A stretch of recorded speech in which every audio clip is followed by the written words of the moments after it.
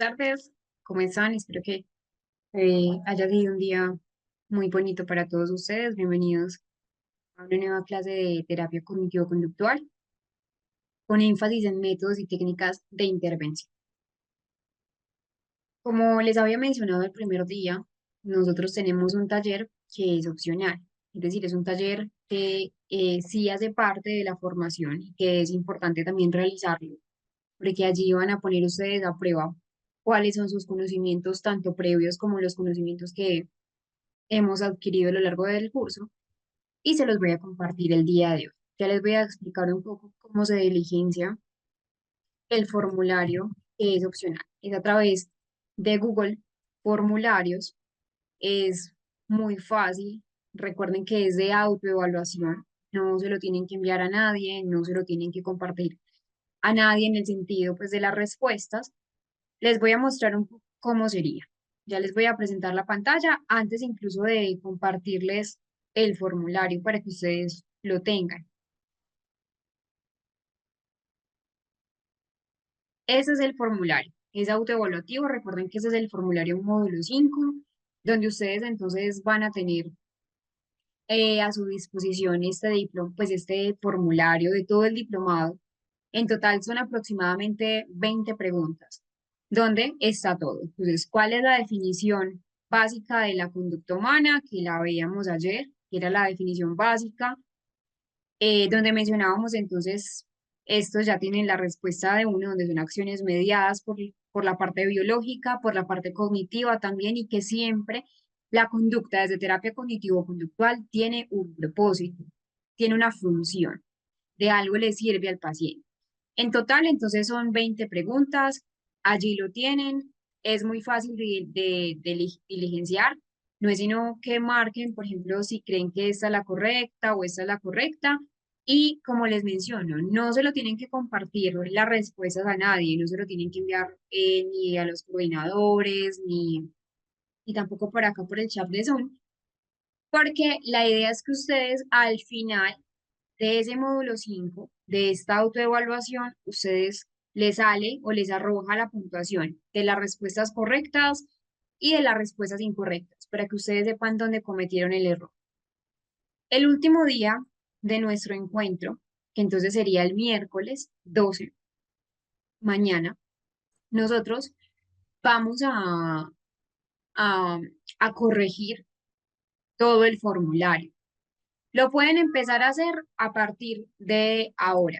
Es decir, ustedes pueden hacer el formulario, pueden pues diligenciar el formulario con tiempo, lo pueden hacer hoy en la noche o lo pueden hacer mañana en la mañana, incluso tienen hasta mañana, que es nuestro último día del diplomado, para terminar. Nosotros lo vamos a terminar o lo vamos a corregir más o menos aproximadamente a las 8 de la noche u 8:30 de mañana para que tengamos también ese espacio largo de preguntas. Entonces ya se los voy a compartir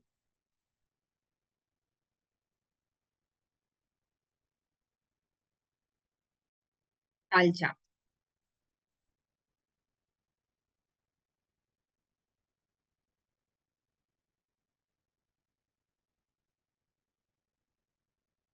No, no, no, Andrea, hoy no es nuestro último día, hoy es nuestro penúltimo, mañana sería el último. Pero no se preocupen, para las personas que, por ejemplo, acá me están diciendo eh, que es su primera clase, no hay lío, no hay lío que sea la primera clase, incluso eso también se los dije el primer día, o sea, no importa si ustedes se conectan hoy o se conectan pasado mañana, perdón, mañana, o se han conectado, por ejemplo, ayer, que es el primer día, no se preocupen, ya les voy a compartir dónde están todas las clases recopiladas, dónde están almacenadas, tanto para ustedes, tanto para, bueno, no veo tu nombre, dice iPhone, y para Andrea Castillo, que es la primera clase. Entonces, ya les voy a compartir el enlace donde ustedes pueden ver la clase 1 hasta la clase del día de ayer para que de pronto puedan desatrasar. No hay problema que hoy sea su primera clase, se pueden quedar, pero ya les voy a compartir entonces para todos, para ustedes y para todos, dónde están las otras clases. Normalmente, sea de esta formación o sea de otras formaciones, siempre dejan las clases grabadas en lo que es, por ejemplo, YouTube, que eso es lo que yo les voy a compartir, sea de este diplomado, sea de otras formaciones que ustedes quieran hacer.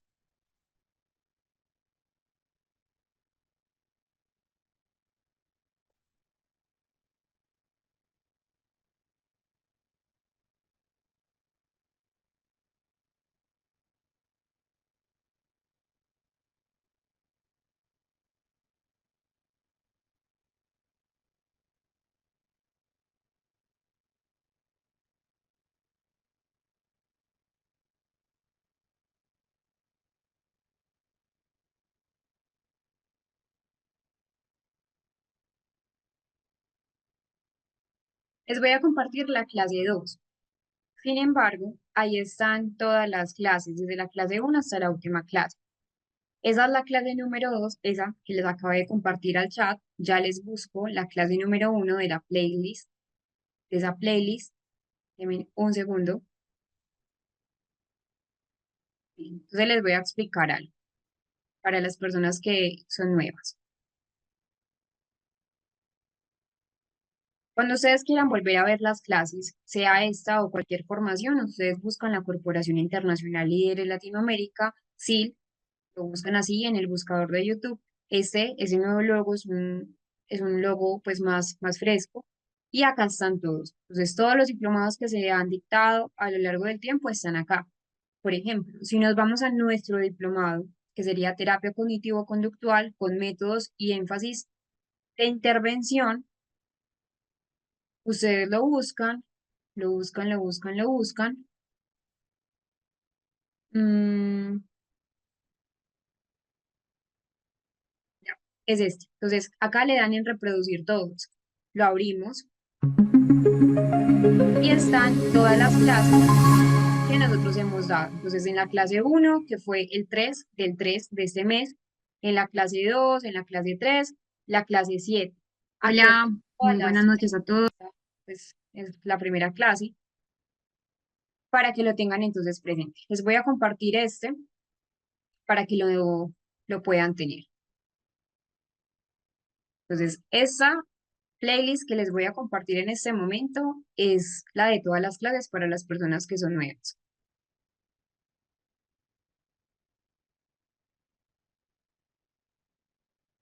Bueno, entonces vamos a continuar con el día de hoy. Sí, ya te voy a volver a compartir el cuestionario. A lo largo de todo el día de hoy yo les voy a compartir el cuestionario para que ustedes entonces lo tengan. Eh, le voy a volver a compartir y lo vuelvo a compartir al finalizar de la clase para las personas que quizás todavía no lo tienen. Ese es el cuestionario para Mónica que estaba preguntando. Ahora sí, vamos a continuar. Ayer estábamos hablando de algunas características importantes en lo que es la modificación conductual. Específicamente hablamos de lo que es el encadenamiento, donde hay encadenamiento hacia adelante y hacia atrás, donde también mencionábamos un poco lo que es el moldeamiento de la conducta. Hablábamos un poco sobre lo que es el modelado, que es una técnica que nos deja bandura con el aprendizaje vicario a través de un observador que tiene entonces un modelo y que también mencionábamos que esto eran técnicas operantes para la adquisición de nuevas conductas. Siempre es indispensable tener en cuenta o utilizar lo que son los reforzadores. Por ejemplo, cuando hablábamos un poco de lo que es el encadenamiento tanto hacia adelante como hacia atrás, veíamos que hay tres tipos de encadenamiento. Un encadenamiento con cadena total, donde la idea siempre es presentarle al paciente toda la cadena de comportamientos de principio a fin. Luego tenemos un encadenamiento hacia adelante, donde es lo tradicional, donde siempre el paciente, y eso nosotros ya como terapeutas es lo que nosotros debemos observar. El paciente antes de pasar al paso 3 debe conocer muy bien el paso 1 y el paso 2. Nunca pasar a un paso donde el paciente no comprenda. Y un encadenamiento hacia atrás, donde se devuelven en esa cadena. Es un entrenamiento donde se comienza por lo último, por el reforzador, hasta llegar a la conducta principal, que en este caso poníamos una secuencia para leer el periódico digital, por ejemplo, para las personas ya que son adultas mayores, podría ser una nueva conducta. Entonces, lo primero que vamos a hacer es encender el ordenador, explicarle cómo se enciende un computador, luego abrirlo, etcétera. Que esto lo explicábamos un poco ayer. También veíamos unas diferencias entre lo que es el moldeamiento y el encadenamiento. Y es que acá en el moldeamiento siempre nosotros tenemos una sucesión de pasos, pero que siempre iniciamos por el principio. Y ya en el encadenamiento puede ser en diferente orden. Hablábamos un poco de la instigación y de la atenuación, que la instigación es facilitar que la persona tenga una adquisición de conductas donde se le va entonces a dar instrucciones verbales, gestos, ejemplos de cómo hacer alguna actividad o alguna conducta, pero la atenuación está cuando ya se quiere quitar la conducta. Entonces, los instigadores facilitan y sirven también de guía para iniciar y llevar a cabo una acción, que son pues incluso procesos de intervención en sí mismo, órdenes, instrucciones, reglas sociales, reglas éticas, y también hablábamos de lo que era la instigación verbal, donde la idea es orientar sobre cómo realizar una conducta.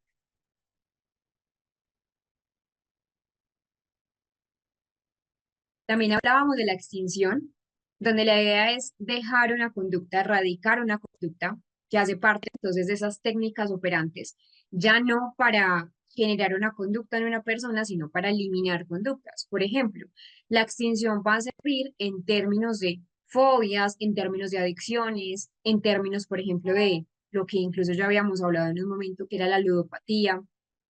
Entonces, la idea es proveer diferentes reforzadores, cambiar esos reforzadores que van a mantener la conducta. Algo que ya hemos mencionado es que siempre una conducta tiene un reforzador, unos antecedentes que son desencadenantes y unos de mantenimiento que mantienen la acción a medida que la refuerzan. Entonces, la idea es identificar los reforzadores. No siempre resulta fácil identificarlos, incluso ni siquiera el paciente sabe cuáles son los reforzadores que mantienen la conducta o incluso los desencadenantes. Entonces, acá a veces esta extinción va a provenir un reforzador de diferentes fuentes. Entonces debemos tener muy presente qué va a pasar con la extinción. Y acá les pongo un ejemplo.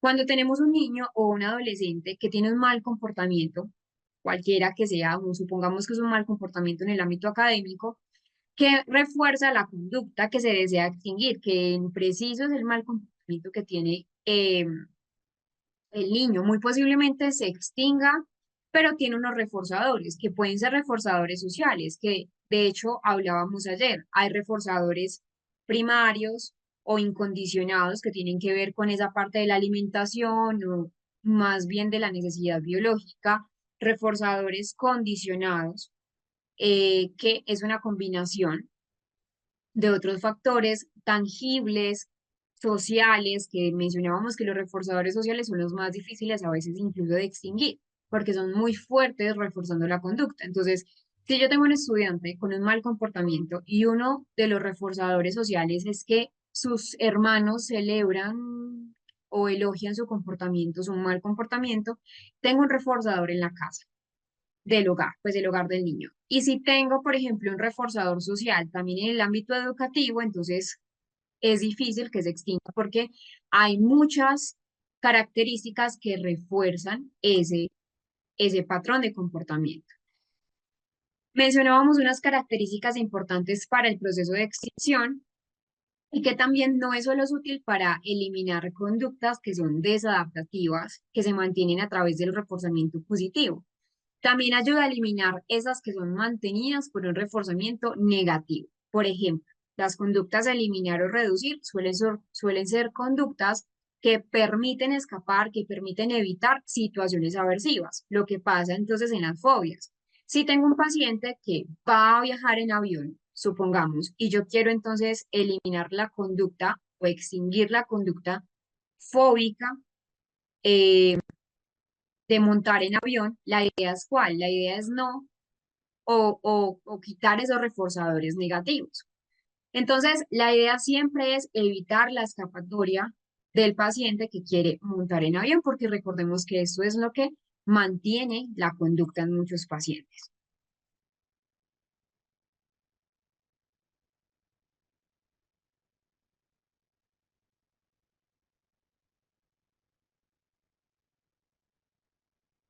Hablemos del programa de economía de fichas.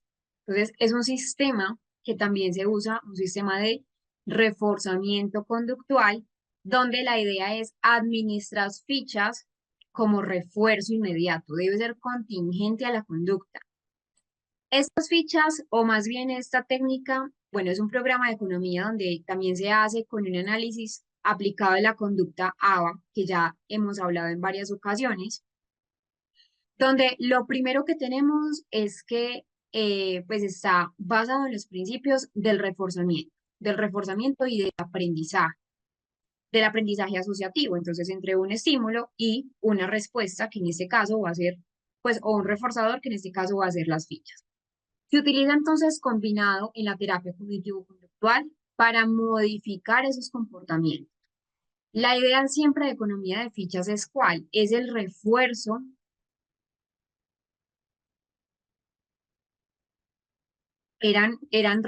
pues es el refuerzo realmente positivo. ¿Por qué? Porque se le da al paciente algo. Recordemos que el reforzador no es un premio, es diferente a un premio. Un premio, por ejemplo, yo puedo sacar buenas notas, un ejemplo, o yo tengo un niño que pueda sacar buenas notas. Pero listo, le digo, bueno, sacaste buenas notas, ya al final del curso te doy, no sé, un regalo. No es contingente. Obviamente, pues sí impulsa la conducta, pero el niño no va a asociarlo. En el programa de reforzadores es contingente a la conducta. Entonces acá es ¿para qué? Para que a través de ese esfuerzo o de ese refuerzo positivo, con ese sistema de fichas o puntos, se le brindan al paciente para que el paciente canje por recompensas. Hay unos elementos clave en el programa de economía de fichas que sí son más que imprescindibles. Lo primero es definir si es una ficha o medio de intercambio que se va a usar o puede ser también por puntos. Eh, hay otras características y es que cuando yo defino las conductas, bueno, lo primero es definir las conductas objeto. Se identifican entonces las conductas deseadas que se quieren reforzar. Por ejemplo, que el niño quiera completar las tareas escolares, que el niño siga instrucciones, que reduzca sus conductas disruptivas, es lo que queremos entonces generar en el niño, ¿sí? Es lo que queremos aumentar o que incluso la economía de fichas no es solamente para que el niño incremente una conducta, sino que también pueda erradicar una conducta. Lo primero es definir qué conducta quiero cambiar. Puede ser una, pueden ser dos, máximo tres. Muchas veces cuando ya son tres es muy difícil que el niño se focalice en una sola. Entonces mi recomendación es que vayan siendo paulatinas en el tiempo. Primero, siempre identificando esas conductas que para el paciente o para las personas que son cercanas al paciente generen más malestar. Por ejemplo, si el niño tiene una conducta disruptiva o el niño tiene, por ejemplo, una conducta escolar de bajo seguimiento de instrucciones, trabajar con esto. Luego, elegir el tipo de fichas o punto que se quiera trabajar. Se puede usar stickers, pues pegatinas, puntos de cartilla, fichas físicas, moneda simbólica, etcétera. Eso, la verdad es que la economía de fichas es maravillosa porque uno como terapeuta, incluso también con el paciente y con los familiares, uno puede jugar con la creatividad. La idea es que siempre, y por ejemplo con los niños, que sea utilizada desde la motivación. Luego, ¿qué se hace? Bueno, entonces en el primer paso, ya sabemos, definir conductas objetivos. En el segundo, elegir el tipo de ficha o punto que se quiere canjear. El tercer paso es establecer el sistema de recompensa. Entonces, las fichas que se van acumulando, las fichas que cada día o cada que el paciente hace la conducta, pues se acumulan y se pueden intercambiar por privilegios.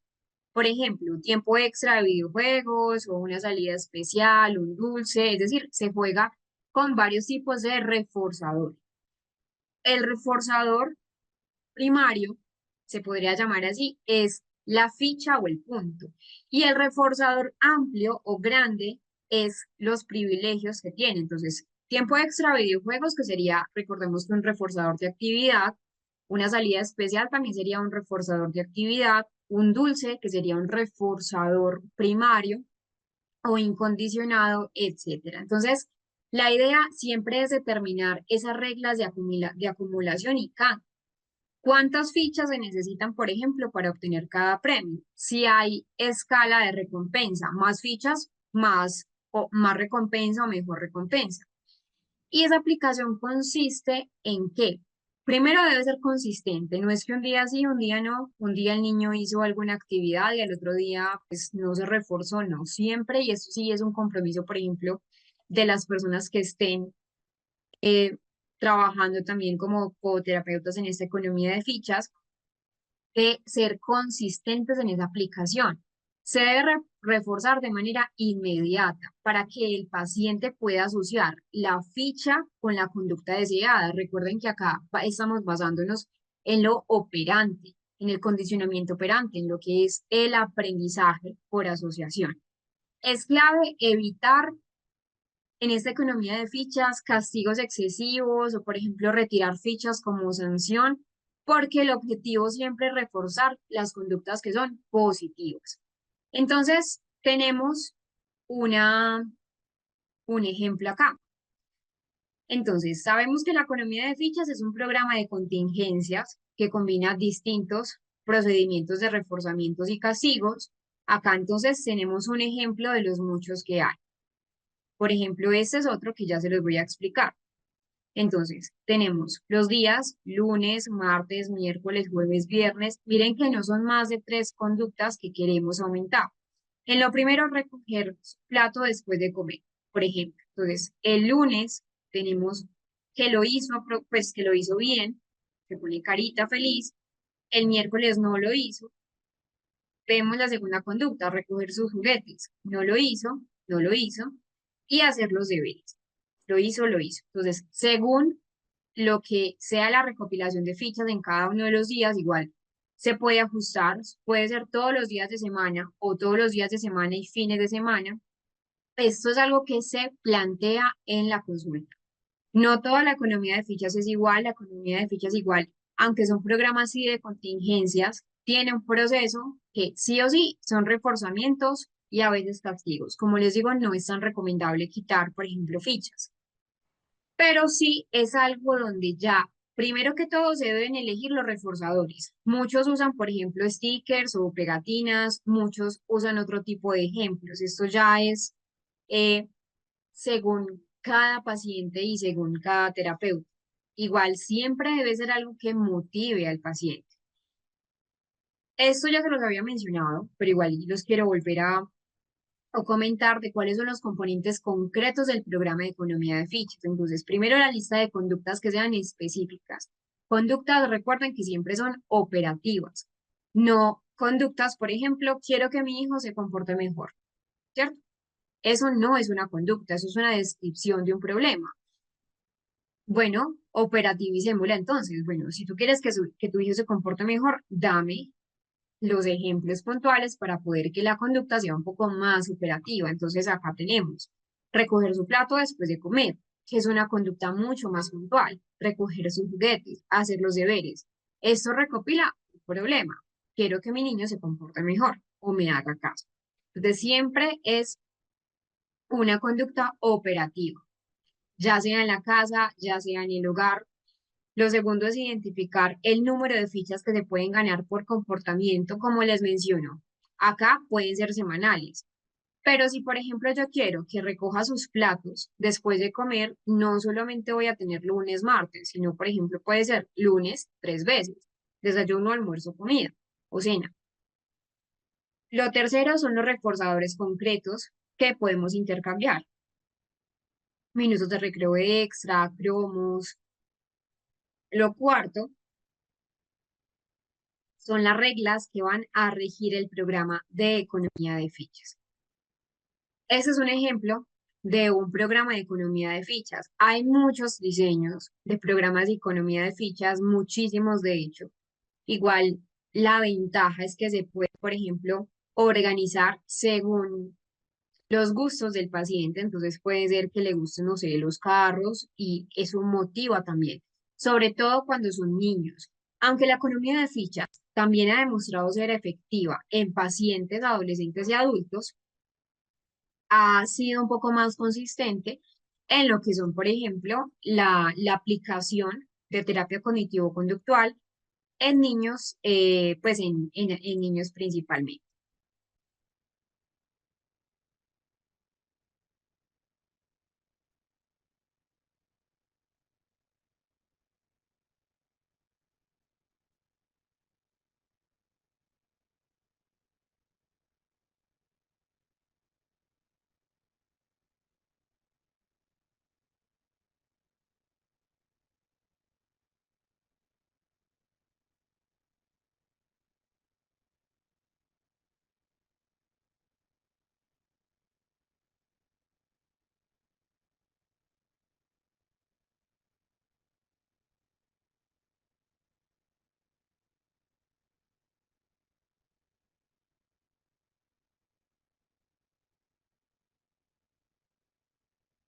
Veamos una ejemplificación de lo que es esta terapia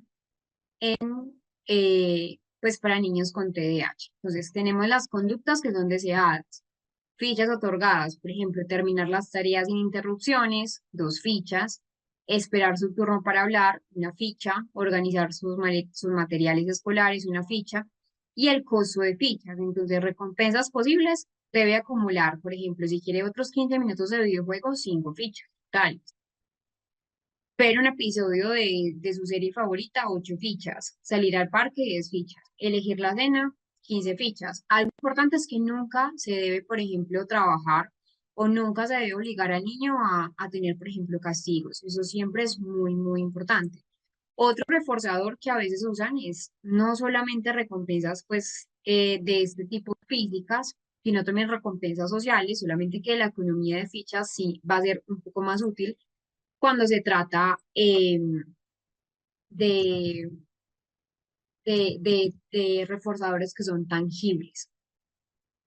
Tenemos otro que no me gusta tanto y la verdad se los muestro, pero no es algo usado, pues al menos por mi parte no uso mucho la sobrecorrección porque la sobrecorrección tiene, digamos, un factor más de castigo dentro de su propósito.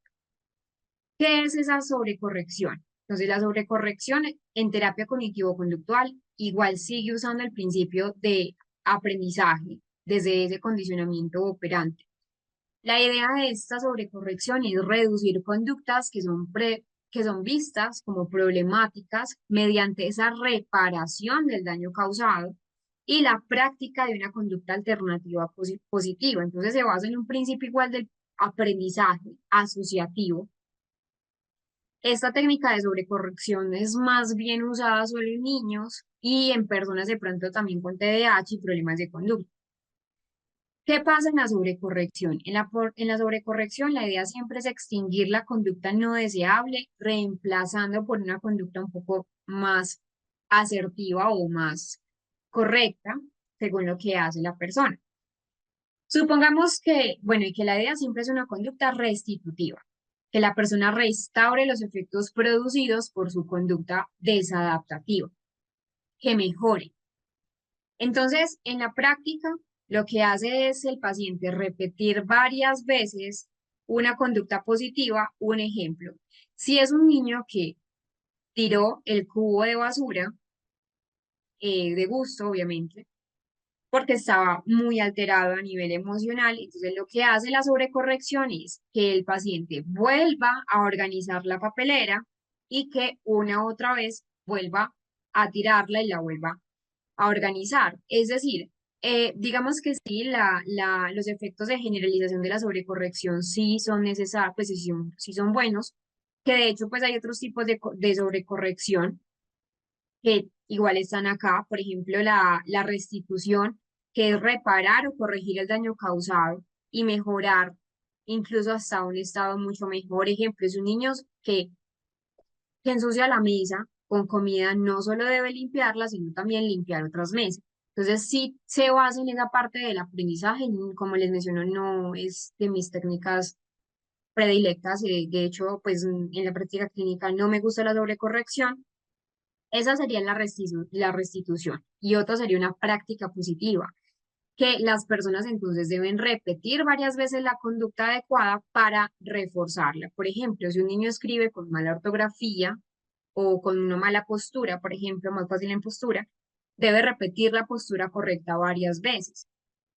¿Cuándo se usa la sobrecorrección? ¿O cuándo usan la sobrecorrección? Y también hay unos factores que debemos tener muy presentes.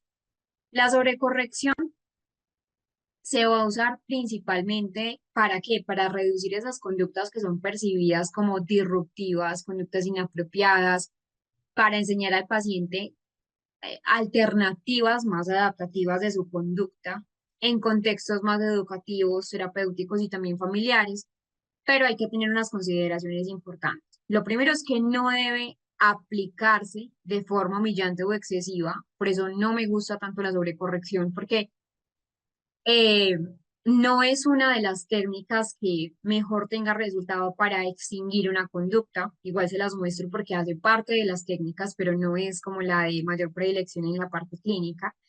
Debe ser inmediata, es decir, esa sobrecorrección no es que el niño lo hizo hace 2 días y yo ya lo pongo a sobrecorregir su conducta, no, debe ser inmediata, debe también tener, bueno, y debe ser consistente también para ser efectivo y funciona mejor combinado con refuerzos positivos. Como les menciono, no es la conducta o la técnica de esta sobrecorrección que más uso tenga.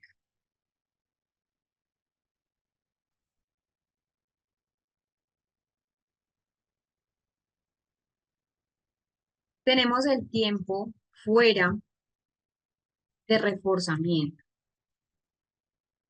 Esta técnica del tiempo fuera de reforzamiento es separar temporalmente al paciente de las fuentes en que operan esos reforzadores o más bien esas recompensas de la conducta. Es una técnica conductual donde la idea es reducir esas conductas inapropiadas. Ese principio de condicionamiento operante todavía impera en esta técnica y es retirar, como les menciono, el acceso del paciente a refuerzos positivos después de una conducta que se percibe como una conducta no deseada. Hay varios tipos de tiempo fuera. Un tiempo fuera de exclusión, donde se retira a la persona del entorno donde obtiene el refuerzo. Entonces, por ejemplo, un niño que golpea a otro es llevado a una silla en otra habitación por unos minutos. Digamos que esos eran estos dos que les mencioné, el tiempo fuera y la sobrecorrección ya no son tan utilizados, principalmente porque han tenido, y es que el castigo en general en terapia cognitivo-conductual ha demostrado no ser tan eficaz como un refuerzo positivo. Pero igual se los muestro para que ustedes también lo conozcan. Entonces, el tiempo fuera de exclusión es retirar a la persona del entorno donde obtiene ese refuerzo. Luego tenemos un tiempo fuera de no exclusión, donde la persona permanece en el ambiente, pero se restringe el acceso al refuerzo. Un ejemplo, un niño que grita en clase, que grita mucho en el aula de clase, sigue en el aula de clase, pero no participa en la actividad por unos minutos. Tiempo fuera de autoimpuesto es que la persona decide alejarse voluntariamente cuando siente que va a perder el control. Por ejemplo, un adolescente es más fácil en adolescentes que tienen un poco más de control inhibitorio, un adolescente con TDAH que se frustra, se toma un descanso breve y luego continúa. Entonces hay unas reglas de aplicación, debe ser inmediato y breve. Eso sí es muy importante. Entonces, de 1 a 5 minutos según la edad, también explicar claramente la razón, te sentarás aquí porque gritaste, te sentarás aquí, es decir, que el niño o la persona comprenda el por qué. Evitar que este tiempo fuera de razonamiento se convierta en una recompensa, no usar, por ejemplo, tiempo fuera en un lugar que es divertido, reintegración sin resentimiento también es volver a la actividad sin reforzar la conducta negativa. Hay unos errores muy comunes en la práctica clínica de este tiempo fuera. Usarlo demasiado tiempo perdería su efecto. No reforzar la conducta positiva alternativa sería un gran defecto. No será consistente con su aplicación Entonces, si la persona no es consistente con la aplicación, vemos dificultad. Como les menciono, este tiempo fuera está más bien basado tanto el tiempo fuera como lo que es la sobrecorrección, están basados en lo que es el castigo, que el castigo entonces realmente ha mostrado que tanto castigos aversivos primarios como estímulos aversivos secundarios en el castigo no hay pues muy buena adherencia al tratamiento. Incluso puede haber buena adherencia, pero las personas cuando tienen un castigo en estas técnicas de corrección de conducta, de extinción de conducta, por ejemplo, van a tener un efecto secundario a nivel emocional. Entonces, aunque sí se ha visto efectos positivos, entre comillas, para extinguir la conducta desde el castigo, tiene un efecto secundario que sería ese componente emocional. Por ejemplo, el tiempo fuera de reforzamiento. Si yo le impido al niño que participe en clase, pues el niño se va a sentir obviamente frustrado, o si yo veo que el niño pues lo llevo a otra silla en una habitación por unos minutos, el niño posiblemente se sienta excluido. Entonces, sí son tanto la sobrecorrección como el tiempo fuera de reclutamiento, pues son buenos en esa parte de extinción de conducta, pero como les menciono, no son los mejores. Luego tenemos un coste de respuesta. Que el coste de respuestas en terapia cognitivo-conductual también ha mostrado ser bueno en esa extinción de conductas. Entonces, acá nos referimos a que hay una pérdida de un reforzador positivo del que dispone el individuo. Entonces, estamos igual basándonos en ese condicionamiento operante a través del aprendizaje. Entonces, la retirada de puntos, por ejemplo, se puede combinar, como les había mencionado, se pueden combinar técnicas.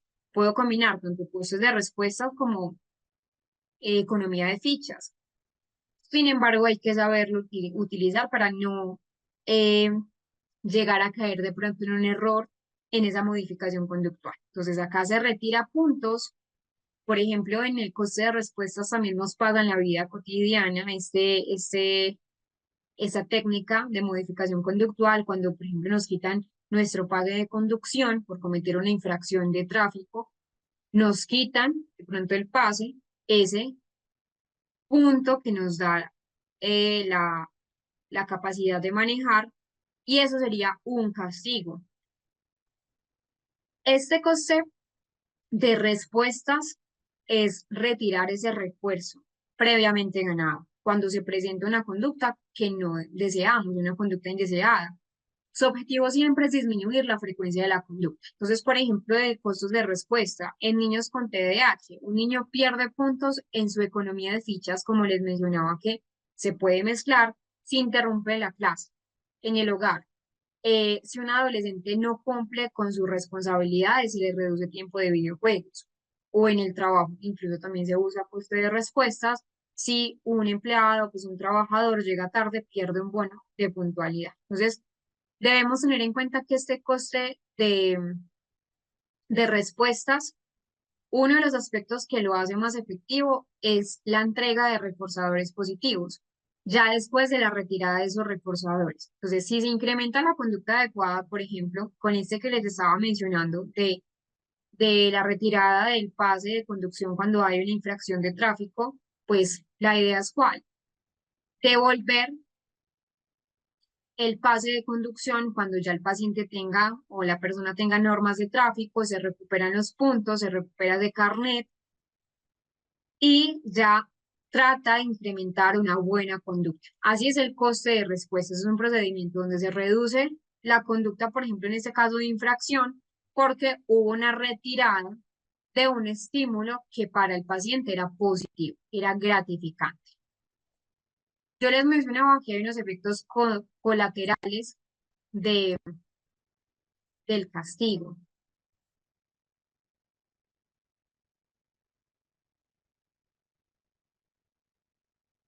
Lo primero es que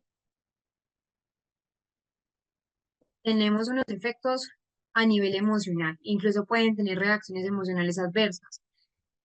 Yo pues se los mencioné hace un rato que sí ha mostrado efectividad el castigo y que pues el castigo pues realmente sí cambia la conducta, pero que trae más conductas perjudiciales que incluso la propia conducta que se quiere modificar o que se quiere extinguir. El primer efecto son reacciones adversas de tipo emocional. Entonces, llanto, rabia, sentimientos de frustración, incluso en muchos niños ha generado miedo.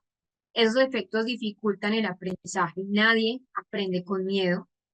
Incluso hay, por ejemplo, un aumento de la agresión y de la frustración como una conducta secundaria, más que emoción, es una conducta secundaria. Entonces, eh, tenemos acá que hay un aumento de la agresión. Es decir, la persona puede reaccionar con enojo, con agresividad, en lugar de aprender la conducta adecuada. Ejemplo, un niño que es regañado constantemente se puede volver más desafiante. Si yo todo el tiempo estoy usando la sobrecorrección, que ya se las mencioné con los tipos de sobrecorrección que existe, o por ejemplo con el tiempo fuera, si yo lo retiro de la clase, el niño muy posiblemente, si el niño tiende pues a un comportamiento desafiante, a aumentar ese comportamiento.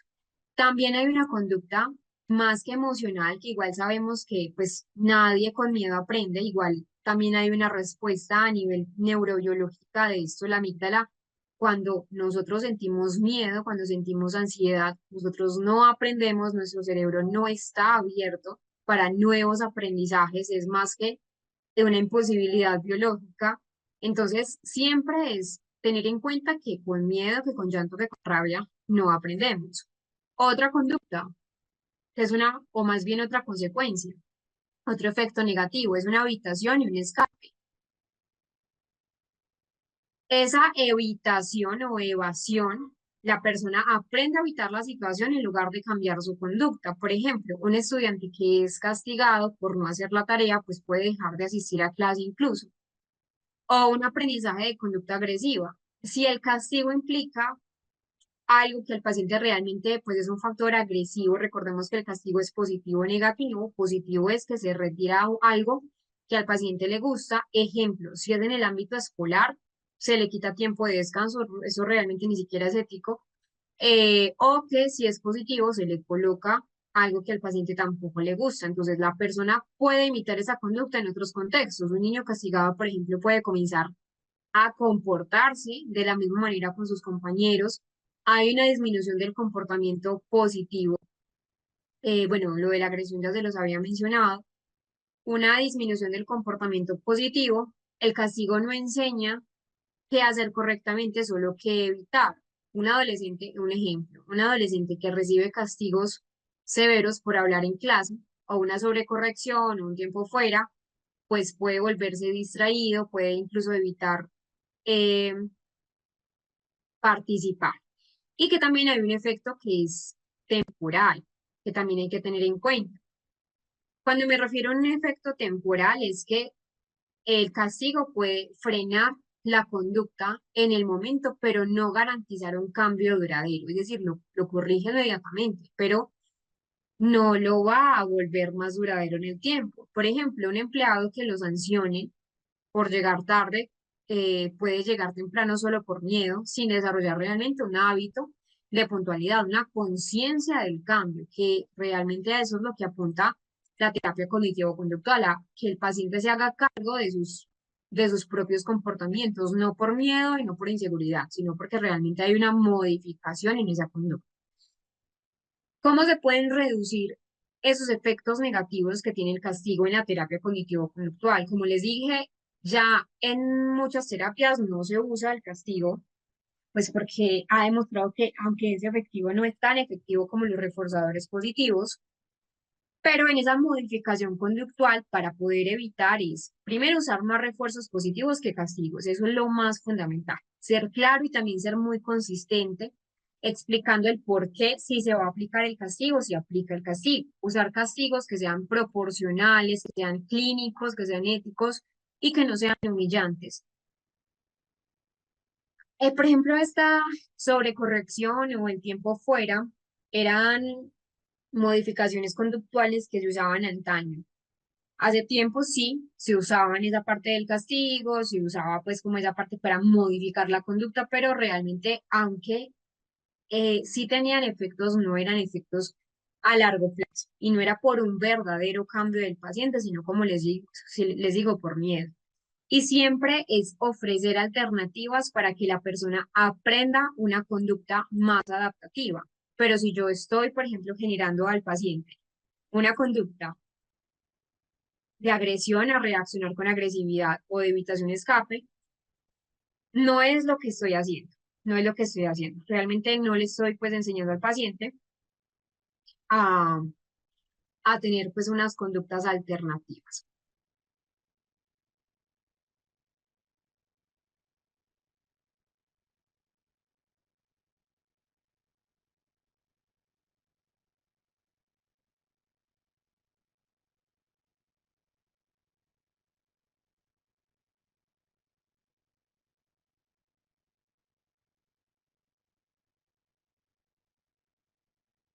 Vamos a ver un ejemplo de lo que es el costo de respuestas, entre otros componentes. Y de la economía de fichas también, pero les mostré el ejemplo de la economía de fichas.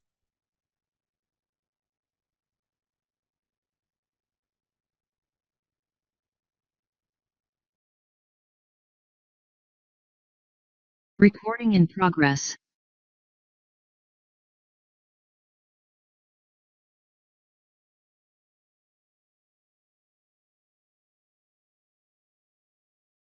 Hablemos sobre los contratos de contingencia.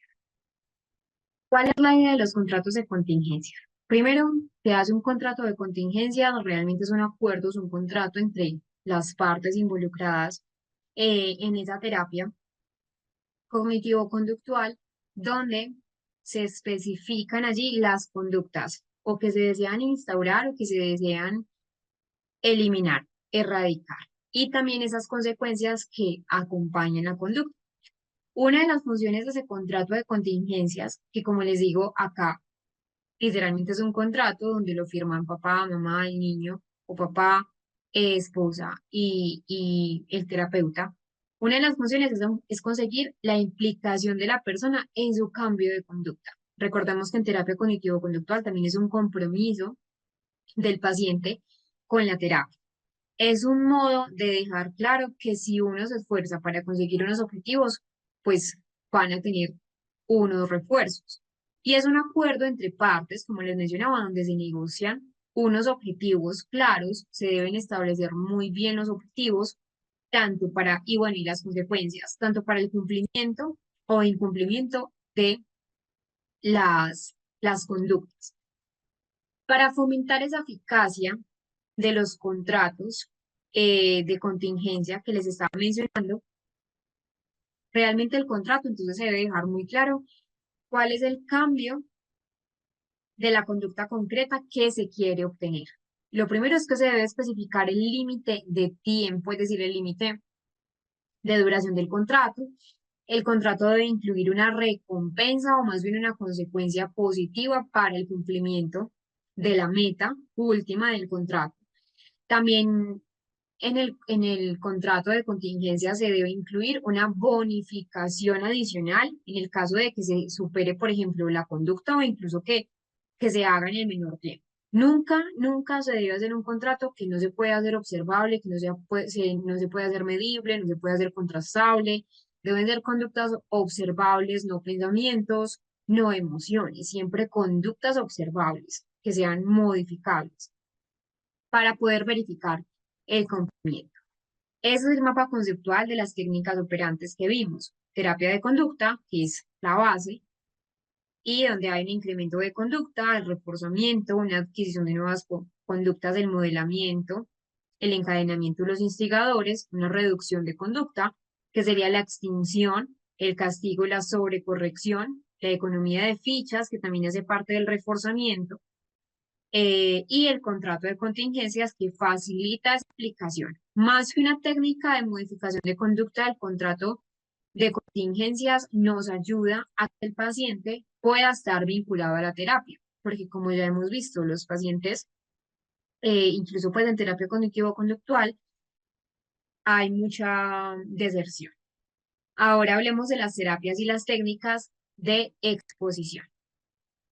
El origen de las técnicas de exposición y que realmente esas técnicas de exposición son bastante maravillosas, pues se da en un contexto de la primera generación, donde la terapia de conducta principalmente es modificar esa conducta que es disfuncional para el paciente. Se ha tenido un buen desarrollo con esa aplicación de la desensibilización sistemática que veíamos para el tratamiento de ansiedad, de miedos, de fobias.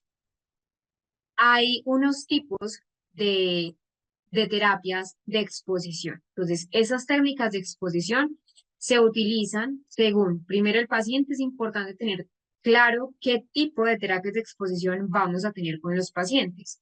También la forma de presentación del estímulo, si es de forma real o de forma simbólica, la intensidad de la presentación, que hay inundación frente a una exposición que es paulatina, que es gradual. Una duración de la presentación, cuánto tiempo se le va a poner al paciente o cuánto tiempo yo quiero que el paciente, o, pues obviamente según las necesidades, y recordemos que esto siempre es después de la evaluación conductual, incluso después del análisis funcional, cuánto tiempo creo que el paciente debe tener una permanencia frente a ese estímulo fóbico o ese estímulo ansioso. Luego tenemos una frecuencia de las presentaciones, si va a ser masiva en tiempo o va a ser espaciada, entonces cada sesión o cómo va a ser. Y también una ayuda o un apoyo para la presentación del estímulo temido. Cuando me refiero a una ayuda o un apoyo es porque muchos pacientes, si se quiere ejemplo, una forma de presentación real, muchos pacientes que incluso, por ejemplo, son pacientes cardíacos, requieren que el paciente tenga, obviamente, pues un componente de, de ayuda.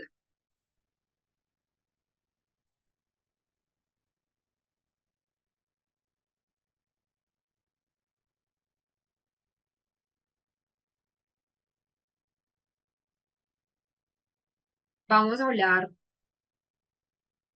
de la primera, de la exposición in vivo.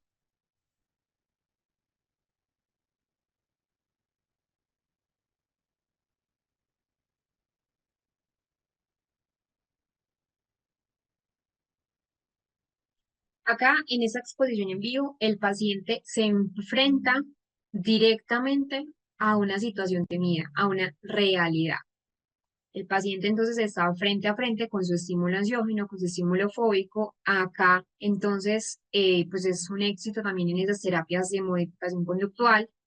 En el caso de la sensibilización sistemática, no se pone, por ejemplo, un factor que recordemos que en la desensibilización sistemática, que también la vamos a ampliar, se pone al paciente con una sensación que es completamente incompatible con esa sensación fóbica, que es la parte de relajación. Acá no se hace esta característica, pues no se pone pues el paciente a relajarse, es una técnica donde no se usa la relajación, pero sí es una exposición en vivo donde ha mostrado que hasta el momento actual es el procedimiento de intervención más eficaz, más efectivo para el abordaje de algunos trastornos de ansiedad, concretamente esas fobias específicas.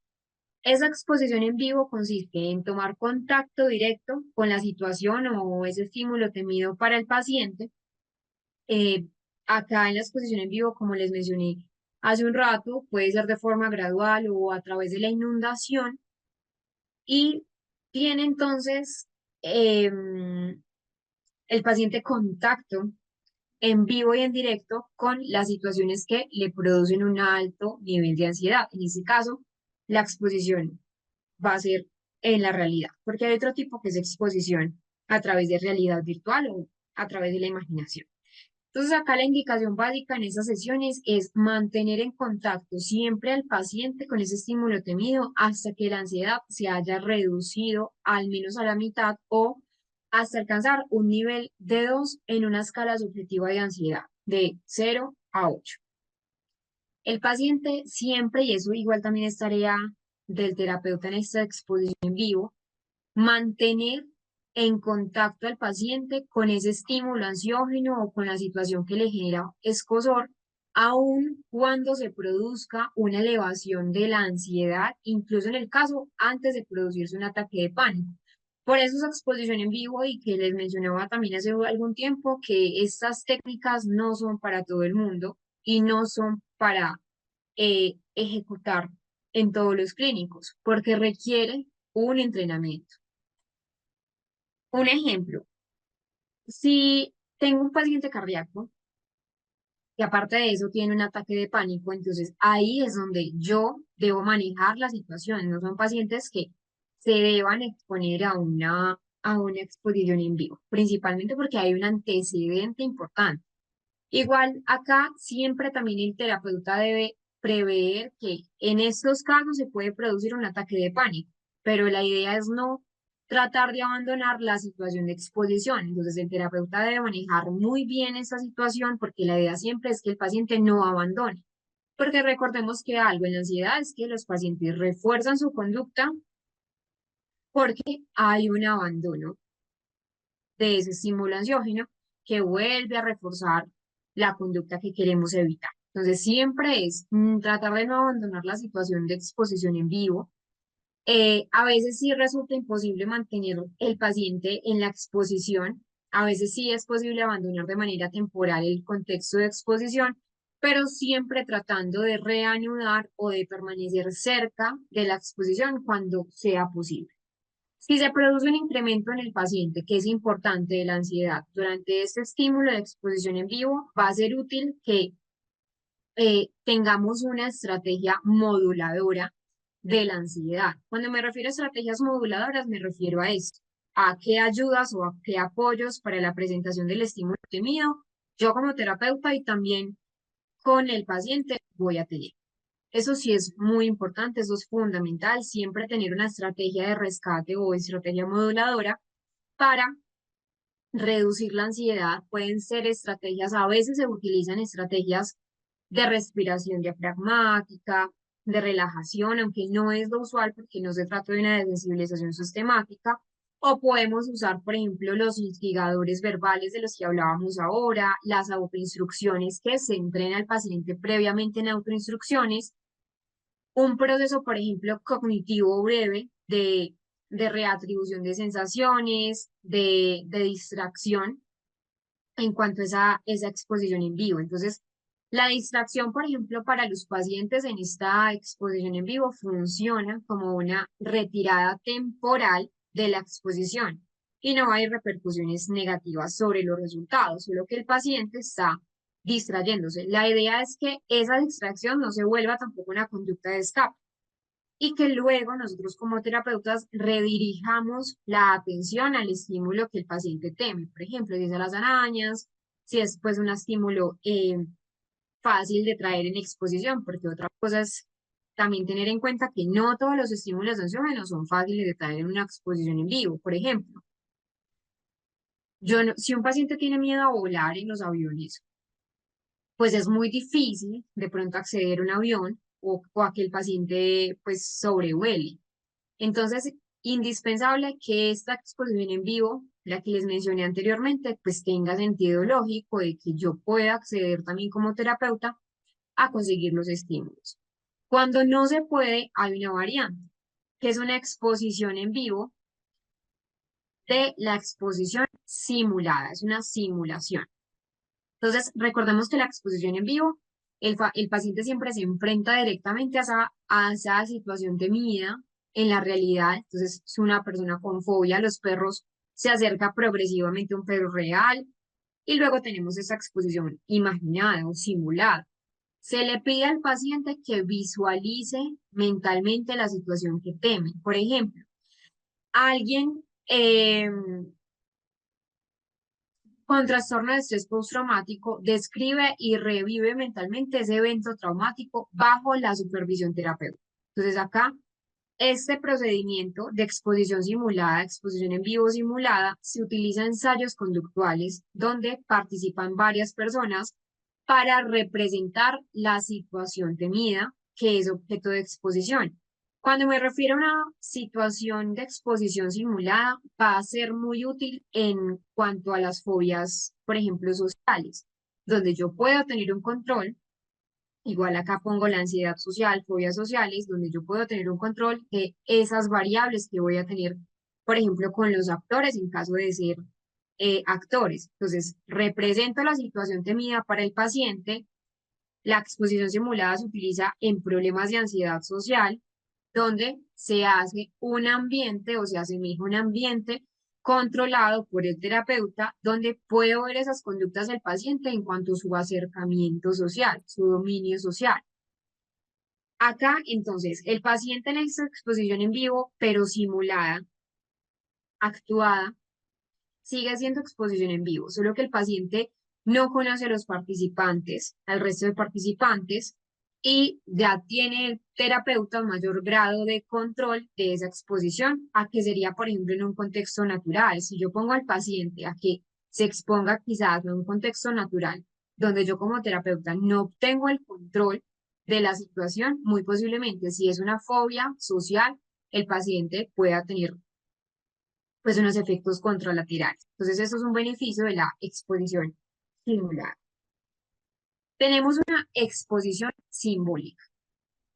En esta exposición simbólica, actualmente, pues en el mundo de hoy en día, se utiliza mucho lo que es no solo la imaginación, antes sí se usaba la imaginación, ahora se usa más esta parte de las gafas de realidad virtual que han sido un apoyo bastante amplio, la inteligencia artificial en el campo de la terapia cognitivo-conductual. La idea es que el paciente no se expone en vivo al factor temido, no hay un contacto directo con el factor temido, sino a través de representaciones, que puede ser una representación mental, como en el caso de la imaginación, también puede ser a través de algo visual, como los dibujos, como fotografías o como películas, por ejemplo, a estímulos físicos, auditivos, que pueden ser grabaciones, sonidos. Si tengo un paciente que le tiene miedo o fobia, por ejemplo, a los perros, entonces no solamente la parte auditiva del ladrido de un perro,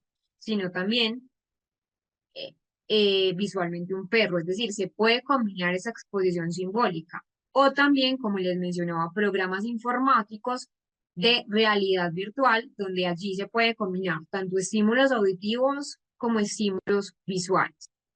La técnica de exposición simbólica en la imaginación implica la exposición al estímulo temido a través de la imaginación, es decir, esa visualización del estímulo fóbico. El objetivo del paciente acá, a través de la imaginación, a través de esa parte simbólica de la imaginación, es conseguir la habituación eventual, pues la habituación y eventual extinción de la respuesta fóbica al estímulo. Hay algo diferente acá. ¿En cuanto a qué? En cuanto a la desensibilización sistemática, que también, como ya hemos hablado en una ocasión, que cuando lo veíamos al principio, pues también usa esa parte de la imaginación para el acercamiento al estímulo temido. Y es que en la exposición simbólica, en la exposición a través de imaginación, no se utiliza el medio de supresión de la respuesta de activación fisiológica, que en ese caso sería esa técnica de relajación o de respiración diafragmática, que sí se utiliza durante la desensibilización, pero acá no se utiliza ese método de supresión. Em, otro Otro dato importante es que la exposición en imaginación no es para todos los pacientes. Hay pacientes que no tienen un control realmente de esa característica imaginativa, entonces les resulta complejo, por ejemplo, donde a veces los pacientes no tienen un acceso a esos estímulos a través de la imaginación. Entonces hay que tener en cuenta qué tipo de pacientes son los que se van a beneficiar de esa técnica. La exposición a través de la imaginación, esta exposición simbólica, eh, es muy útil, sí, en aquellos casos donde el acceso y la manipulación de la situación o ese estímulo temido no resulta sencillo. Lo que les mencionaba ahora, no es pues no es sencillo y no es nada fácil. Si tengo un paciente con fobia a volar, llevar al paciente, recordemos pues en un ámbito controlado a una parte donde estén los aviones o incluso donde pueda volar, porque resulta caro en cuanto a tiempo y en cuanto a costos monetarios. Entonces, acá la imaginación va a ser una ayuda bastante amplia. O las fobias a las tormentas. Yo no tengo control de cuándo va a llover. Entonces, acá, cuando no es posible, esa exposición en vivo se lleva a cabo, esa exposición a través de imaginación, donde es muy útil en esos casos donde la manipulación del objeto temido no es accesible. O, por ejemplo, también en casos donde tenemos estrés postraumático, donde recrear la escena va a ser difícil, incluso en esa exposición simulada que les mencioné. Si yo tengo, por ejemplo, un trastorno de estrés postraumático posguerra, no puedo volver a recrear eso, ni siquiera en exposición en vivo, ni siquiera con actores. Entonces, acá a través de la imaginación, en ese trastorno de estrés postraumático va a ser ideal. O, por ejemplo, la fobia específica a una posible enfermedad o una fobia específica a una muerte de algún familiar. Por ejemplo, el miedo a perder un hijo en un accidente. Entonces, es fácil comprender que esa exposición en vivo puede darse en situaciones reales y presentes, pero cuando el miedo se refiere a un hecho pasado o que podría producirse en el futuro, como por ejemplo la muerte de un hijo, ¿cierto? Ahí pues la mejor opción es esa realidad simbólica, esa exposición simbólica.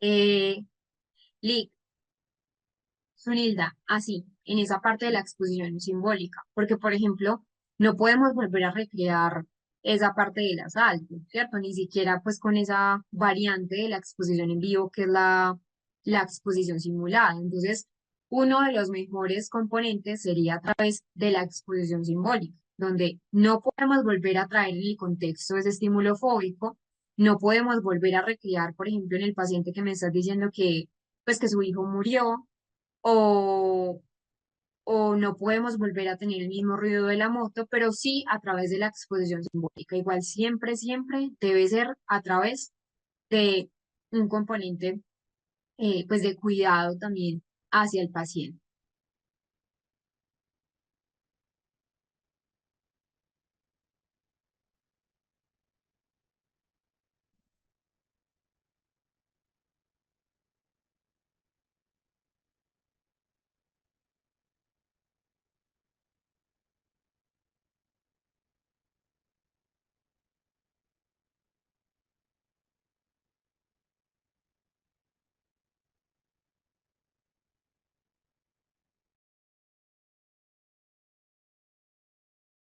Recording in progress.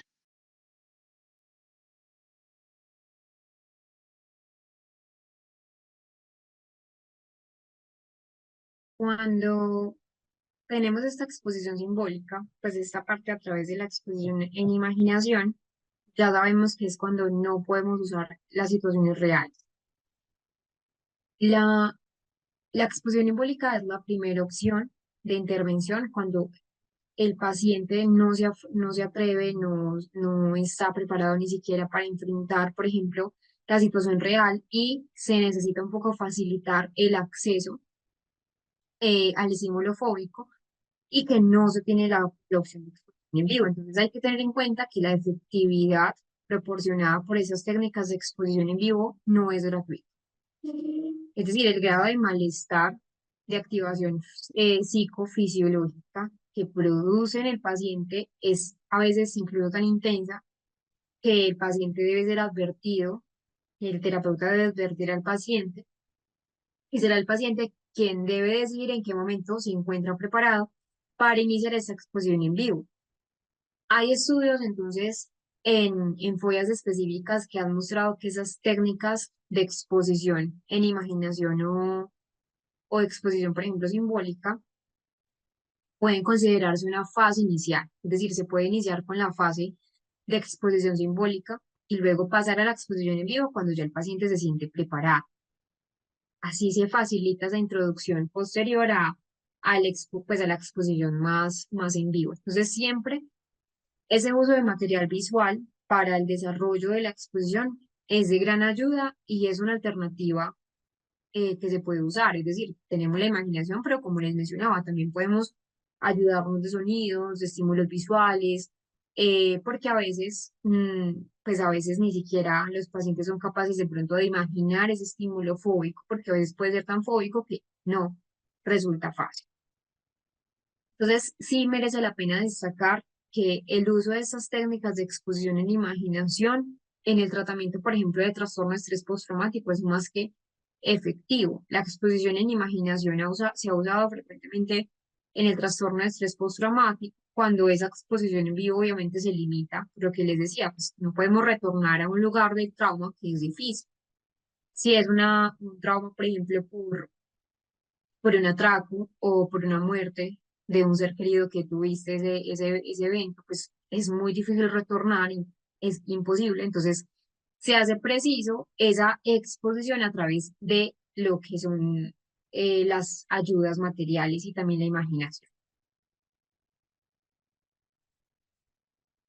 Los pormenores que se presentan durante la exposición en imaginación, entonces pueden reproducir una escena traumática. Entonces, primero es tener las proposiciones del estímulo, los detalles concretos del contexto, proposiciones de respuesta, por ejemplo, las sensaciones a nivel psicofisiológico que surgieron en el momento cuando el paciente estuvo involucrado con esa situación y también los significados, las proposiciones de significado, que son esas valoraciones que son subjetivas de la situación en la que se encontró el paciente, esas relaciones en el evento traumático. Se deben tener en cuenta entonces esta parte para poder llevar a cabo esa exposición. Hay una versión o una vertiente de la exposición simbólica que sería entonces una exposición virtual, que es el uso pues de tecnología eh, de realidad virtual, que hoy en día está siendo la verdad bastante usada para enfrentar situaciones temidas. Por ejemplo, si una persona con miedo a volar usa un simulación de vuelo, un simulador de vuelo en realidad virtual, va a ser mucho mejor que, por ejemplo, ir a un lugar donde tengan aviones. Entonces, la terapia de exposición a través de realidad virtual es una vertiente de exposición simbólica. Trabaja igual con representaciones de la realidad, con sonidos, con estímulos visuales, incluso con estímulos sinestésicos.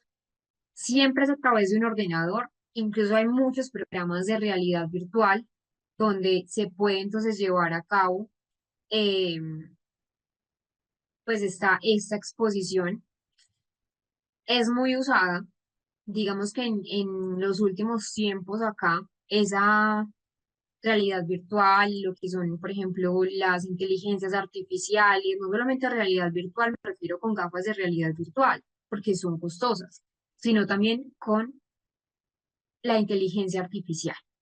De hecho, esa exposición virtual en terapia cognitivo-conductual es una técnica que se está utilizando bastante, que emplea igual esas técnicas de inteligencia artificial, realidad virtual, y lo que hace es que se recrean entornos controlados por el terapeuta que permiten que los pacientes se enfrenten de manera gradual, de manera paulatina, a sus miedos, a sus traumas, sin exponer de pronto a situaciones en vivo.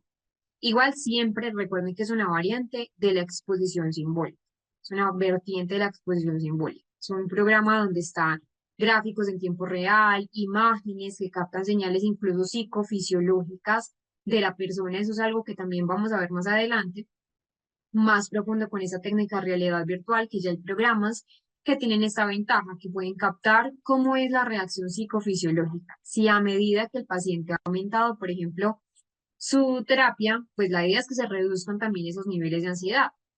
¿Cómo funciona? Entonces, primero siempre una evaluación inicial, se identifica ese estímulo temido, se establece una elevación de exposición, luego ya se hace, pues se coloca al paciente ese casco de realidad virtual con un software que simula la simulación temida, pues la situación temida, eh, ya lo vamos a ver más adelante. Luego se hace una exposición progresiva, se ajusta la intensidad, se ajustan los detalles en torno pues de la adaptación gradual que necesita el paciente y también a medida que se utiliza esta técnica de realidad virtual, esta exposición simbólica, la idea es que también se haga una reestructuración cognitiva. Entonces miren que estamos jugando con una técnica de modificación de conducta pero también con una técnica de reestructuración cognitiva, cambiar esos pensamientos irracionales asociados a ese miedo, porque recordemos que la fobia es un miedo irracional, es un miedo desbordado que no hay realmente pues una característica asociada a algo que se ajuste a la realidad. Y luego se hace una habituación y un seguimiento. Se repite la exposición, se repite también esa reestructuración cognitiva hasta que ya el paciente reduzca esa actividad psicofisiológica que genera la ansiedad. Hay muchos ámbitos de aplicación, como las fobias específicas, por ejemplo, es uno de los diagnósticos donde más se usa esta realidad virtual. Entonces, fobias específicas, el miedo específico a volar, el miedo a las alturas, una fobia social, una aracnofobia, trastornos de estrés postraumático también, trastornos de ansiedad social, donde se hace una simulación de interacción social a través de las gafas de realidad virtual. En el TOC, por ejemplo, también el trastorno obsesivo compulsivo, donde hay una previsión y prevención de respuestas en situación gatillo, por ejemplo, y trastornos de pánico, una exposición así a síntomas físicos y ambientes temidos. Muchas ventajas de la realidad virtual, que es un ambiente seguro, un ambiente controlado por el paciente, que da adaptaciones progresivas según cada paciente, mayor acceso a ciertos miedos donde pues no podemos tener una exposición en vivo y una posibilidad de repetir una y otra vez la experiencia.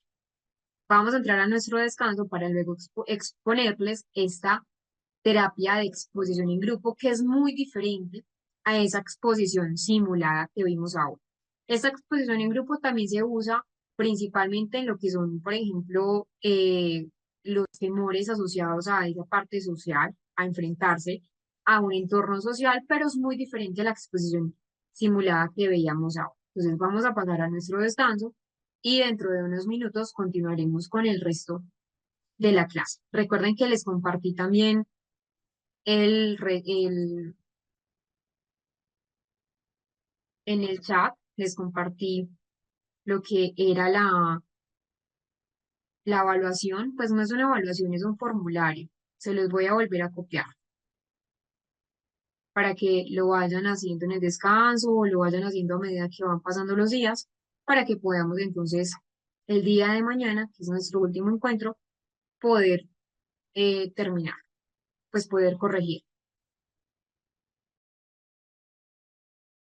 Espero que hayan descansado, que hayan podido tomar algo. Sé que la clase es un poco larga, por eso siempre se hace el descanso para que ustedes puedan descansar, porque creo que el aprendizaje, no creo, no, eso es algo neurocientífico, el aprendizaje, o más bien esas neuronas no van a poder procesar la información si no le damos suficiente alimento. Entonces espero que hayan descansado también. Vamos a continuar. Estábamos antes hablando de la exposición a través de la realidad virtual, que hoy en día ha sido un éxito. Sin embargo, a pesar de que es un éxito, a pesar de que también tiene, digamos, muchas ventajas esa exposición virtual, también tiene sus desventajas.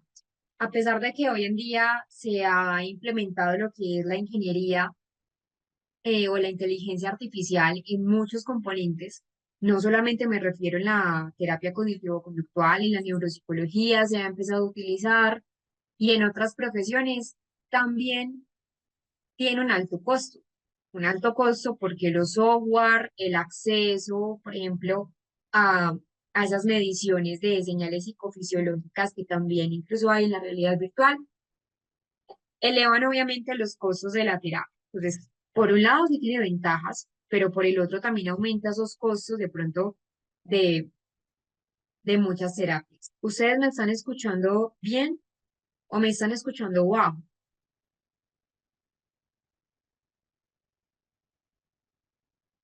¿Se escuchan bien? ¿Cierto? Listo, perfecto.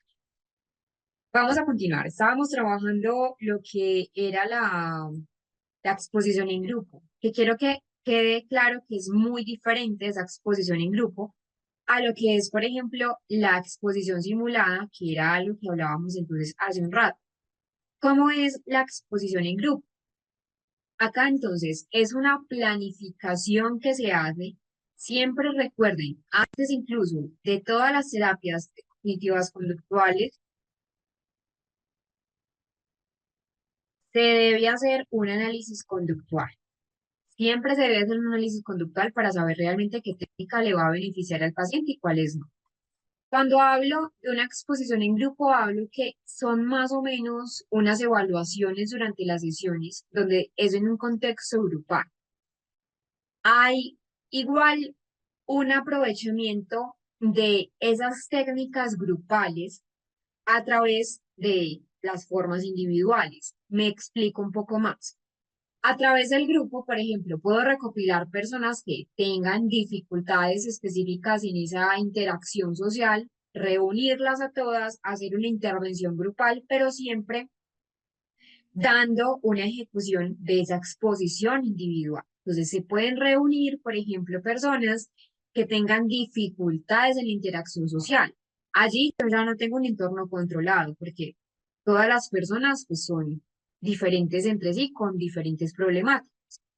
Pero cuando me refiero a una aplicación en grupo, es una técnica que yo recopilo, reúno varios pacientes con problemáticas más o menos semejantes, similares entre sí, por ejemplo, que tengan fobia social o que tengan fobia específica a otro, pues a otro componente. Hay muchas fobias específicas que también vamos a ver y son problemas similares que enfrentan juntos, por eso se llama exposición en grupo, porque todos se enfrentan juntos situaciones temidas en un contexto terapéutico pero controlado. Se usa principalmente para trastornos de ansiedad social, pero también puede aplicarse a otros trastornos como las fobias específicas o como trastornos de ansiedad. ¿Cómo funciona esta terapia en grupo, esa exposición en grupo? Y que de hecho esta exposición en grupo ha demostrado ser muy eficaz porque cuando yo veo a otro, eso es un reforzador social, cuando yo veo a otro hacer algo que a mí me genera temor y que sé que a la otra persona también le genera escozor o temor, me motivo mucho más a enfrentarme a esa situación. Entonces, se ha visto también que esa exposición en grupo es un reforzador social bastante amplio. ¿Cómo funciona? Primero, siempre se debe hacer una psicoeducación inicial. Se explica a los participantes el objetivo de la exposición, esa importancia de enfrentar sus miedos, siempre el por qué miedos y por qué también es importante enfrentarlos. Luego se hace una jerarquía de las situaciones. Se establece una lista de escenarios temidos ordenados de menor a mayor ansiedad. Recordemos que eso se hace de manera grupal. Y luego se hace una exposición progresiva, sucesiva. Los participantes realizan actividades que les generan ansiedad, como hablar en público, como iniciar conversaciones, como hacer una llamada, y que siempre, recordemos, se hace una retroalimentación. No es solamente hacer la exposición en grupo por lo hacerla, no. Después de que se termine, es como, es muy similar, eso es algo que me lo también hacía ver una estudiante que tuve que es muy similar a terapia grupal, solo que no es tan centrada en terapia grupal, sino en exposición en grupo, que si bien se benefician de una terapia grupal, es diferente porque se exponen directamente al estímulo temido o a la situación temida. Entonces, una retroalimentación y una reestructuración cognitiva. Se analiza esos pensamientos que son para los pacientes irracionales y se refuerzan esos aprendizajes positivos.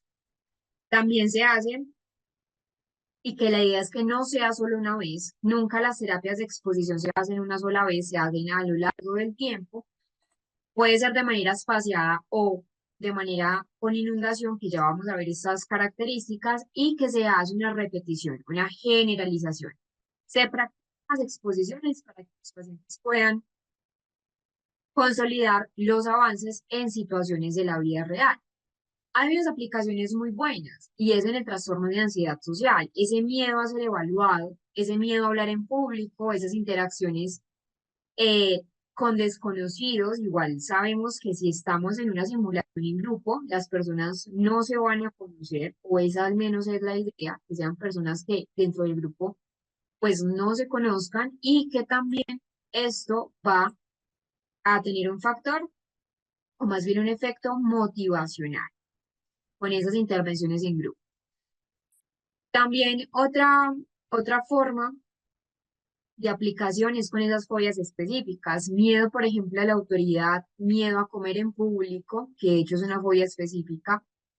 El trastorno obsesivo compulsivo, cuando se hace una exposición a esos pensamientos intrusivos, a esa prevención de respuestas en un grupo social. El estrés postraumático, cuando tenemos, por ejemplo, una exposición a, a recuerdos traumáticos en un ambiente que es seguro. Entonces, muchos pacientes, por ejemplo, en el contexto del conflicto sociocultural, pues, por ejemplo, una vez en Colombia, en una investigación que se hizo, para analizar un poco y para trabajar en un contexto de estrés postraumático posguerra por conflicto entre bandas armadas, se recopilaron entonces recuerdos traumáticos en un ambiente controlado para trabajar este estrés postraumático en una comunidad colombiana.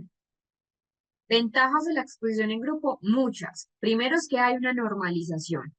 Ver que otros comparten los mismos miedos reduce la sensación que a veces tienen los pacientes de aislamiento. Muchos pacientes, sobre todo en el contexto de una fobia social o una ansiedad social, se sienten solos enfrentando esta fobia, pero ver que hay otras personas teniendo los mismos comportamientos o los mismos miedos le genera un parte de tranquilidad y esa parte de tranquilidad mejora la eficacia y la efectividad del tratamiento.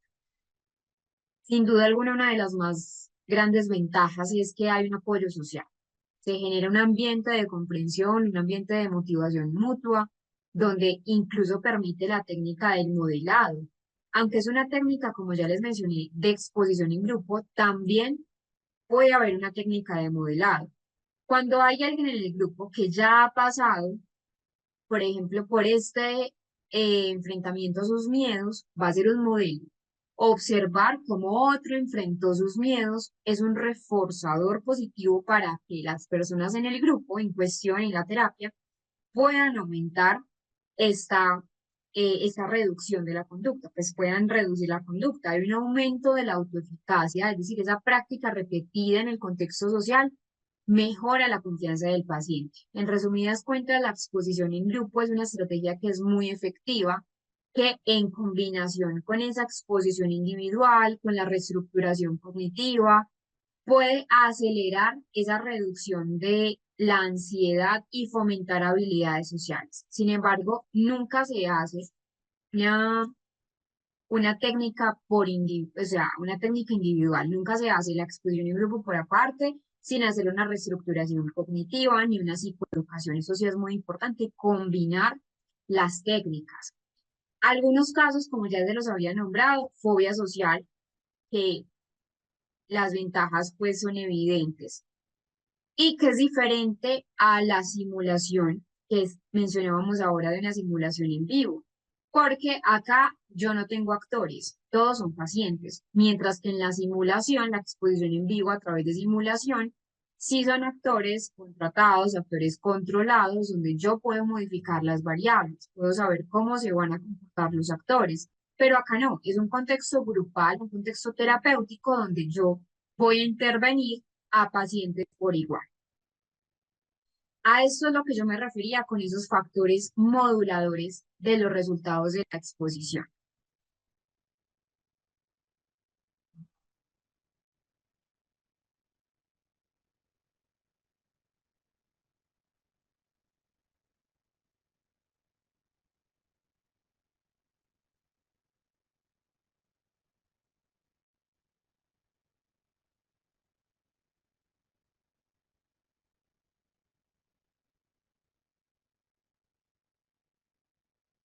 Cuando tengo factores moduladores son, entonces, independientemente de la eficacia de los procedimientos de exposición, sea exposición en vivo, exposición simulada, una exposición a través de realidad virtual o una exposición grupal, como fue la que acabamos de observar, yo debo tener una exposición indirecta, una exposición a través de gradiente o una exposición que va a ser espaciada entre sesiones y según la duración.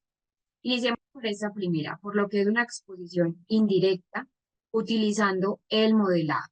Entonces, acá el modelado es una conducta no temerosa ante el estímulo, por parte del terapeuta, que se considera también una parte importante de esa exposición guiada por el terapeuta. El terapeuta siempre, entonces, es el líder, digámoslo así, el modelo para las personas que tienen una fobia específica.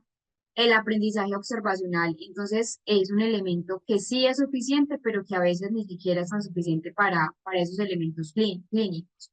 Siempre la idea es que sea una exposición en vivo.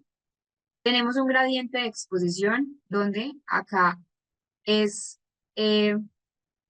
la presentación de los estímulos temidos, ya sea un gradiente desde lo gradual o a través de la inundación. Lo gradual, entonces, se comienza por lo poco y hasta ya tener un estímulo temido completo, o la inundación es durante todo el tiempo, haciendo el contacto lo mayor posible con la estimulación. Entonces, importante siempre la motivación en este grado de exposición. Y tenemos un espaciado entre sesiones y las duraciones. En general, las sesiones de exposición largas son mucho más eficaces, mucho más efectivas que las que son cortas.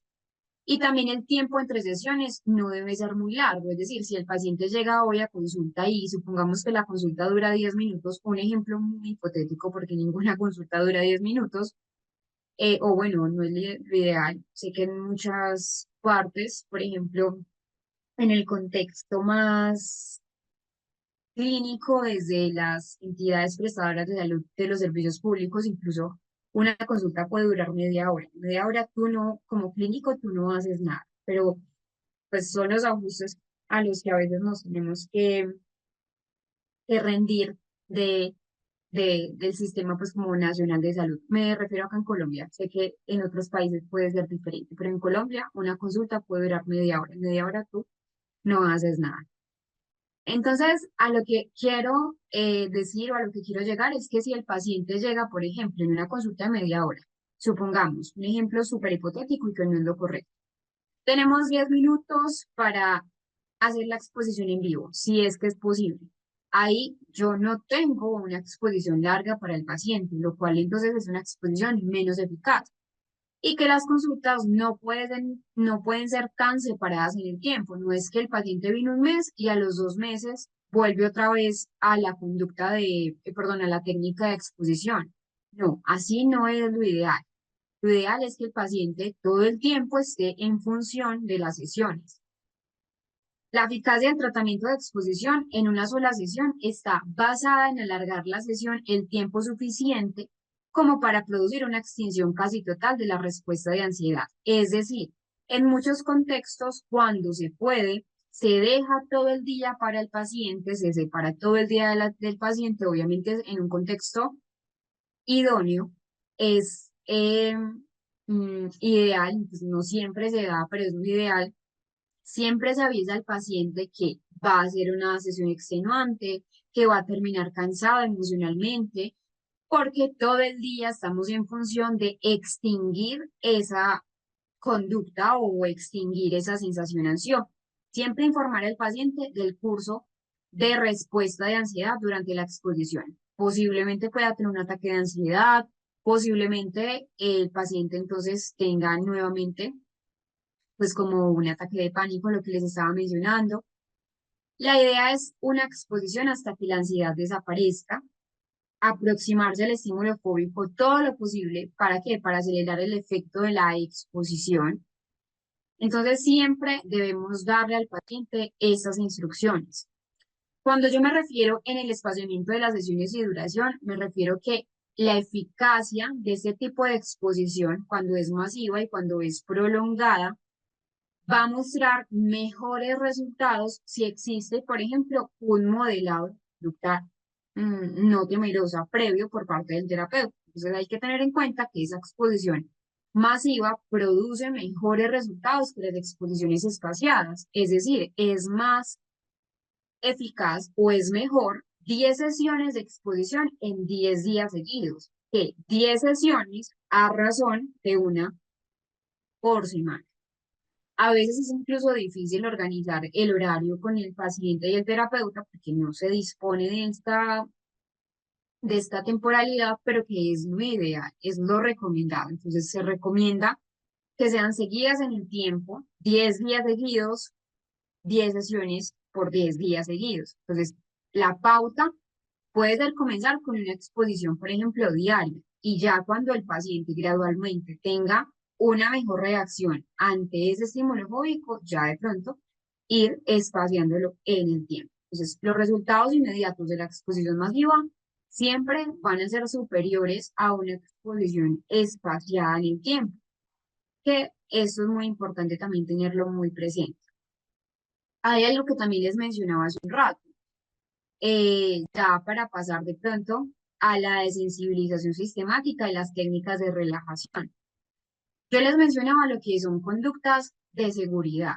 ¿Qué es una conducta de seguridad? Son esas estrategias conductuales o incluso también pueden ser estrategias mentales del paciente desarrolladas por ellos mismos. Los pacientes son los que generan sus propias conductas de seguridad para reducir la ansiedad ante la exposición. Entonces, puede ser que piensen otra cosa, puede que tenga unas conductas pues, de seguridad como cantar. Hay muchas conductas de seguridad. Esas conductas de seguridad son utilizadas por los pacientes para que puedan afrontar su fobia u otros trastornos de ansiedad. Entonces, facilita así la exposición, sobre todo en esas primeras fases del tratamiento, sobre todo en esa exposición en vivo, donde genera mucha ansiedad en el paciente, mucha reacción a nivel psicofisiológico, pero las conductas de seguridad a veces van a ser interferencias en la terapia. Hay que tener en cuenta hasta qué grado esas conductas de seguridad afectan o no la técnica.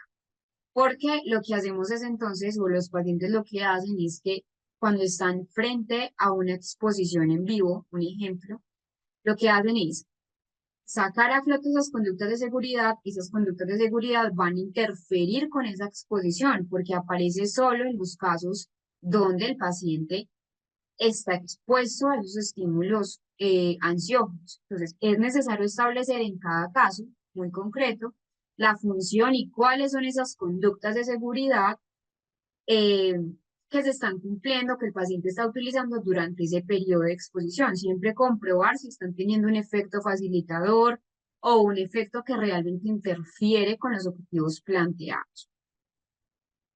Ese es un resumen de lo que son las técnicas de exposición, que como ya vimos, son bastantes en cuanto a las técnicas de exposición en la terapia cognitivo-conductual.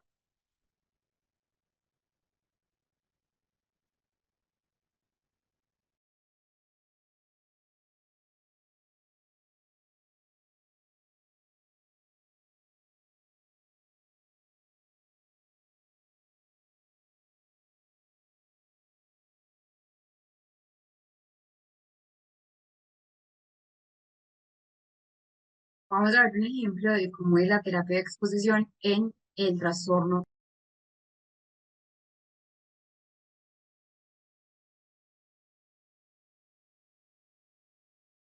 Les voy a compartir el enlace para que tengan entonces el video y lo puedan volver a trabajar, porque el video es un poco largo.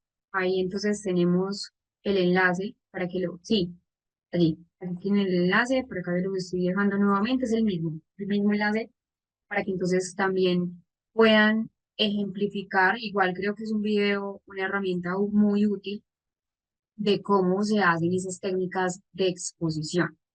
Como les digo, estas técnicas de exposición son muy efectivas, sobre todo, por ejemplo, la técnica de exposición en grupo para esa parte del apoyo social.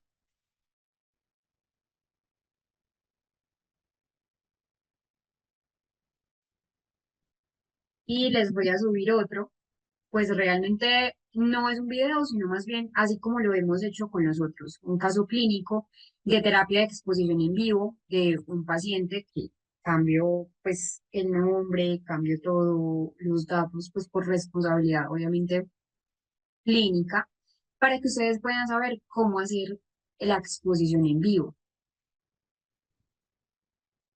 Es decir, que tengan al menos una base clínica, pues un ejemplo clínico de cómo hacer la exposición en vivo. Si la exposición en vivo es un poco más compleja que los otros tipos de exposiciones, principalmente porque es que es difícil a veces controlar esa terapia con el paciente. Entonces, por acá lo estoy buscando, tengo pendiente subírselos para que ustedes los puedan conocer. Deme un segundo, mientras tanto, entonces, les pantalla para que vayan revisando cómo son esas partes de las terapias de exposición para ya pasar a la desensibilización sistemática.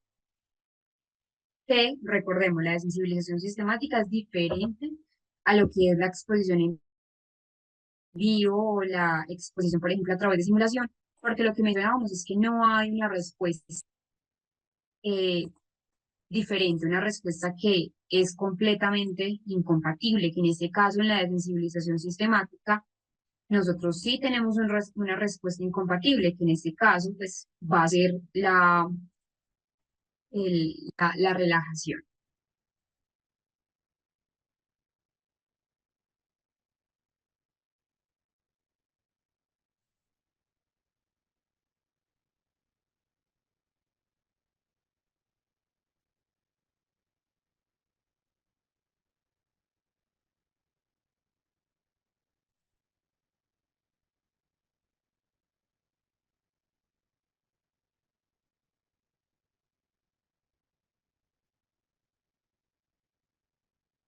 Ya se los estoy pasando, yo lo tenía pues en diapositivas, pero se los estoy pasando en PDF, el caso clínico, para ya subírselos. Entonces, deme un segundo que está ahí pues como cargando. Mientras tanto, voy a explicar la desensibilización sistemática y también esas técnicas de relajación. La idea básica o la idea principal en cuanto hablamos a la desensibilización sistemática es que la respuesta de ansiedad o esa respuesta de miedo puede ser reducida o inhibida incluso mediante la generación de una respuesta que es incompatible con la ansiedad. Es lo que llamamos entonces dentro de las técnicas de inhibición recíproca, que tradicionalmente da una respuesta de relajación. La relajación debe mantenerse a medida que se va presentando de manera paulatina, de manera gradual, ese estímulo ansiógeno a través ya sea de la imaginación, ya sea a través incluso de la realidad virtual, pues igual siempre se presenta de forma gradual los estímulos de intensidad ansiógena, creciente, de lo mínimo a lo máximo, de lo que al paciente le genera menos ansiedad hasta lo que el paciente percibe como un factor ansiógeno pues bastante amplio.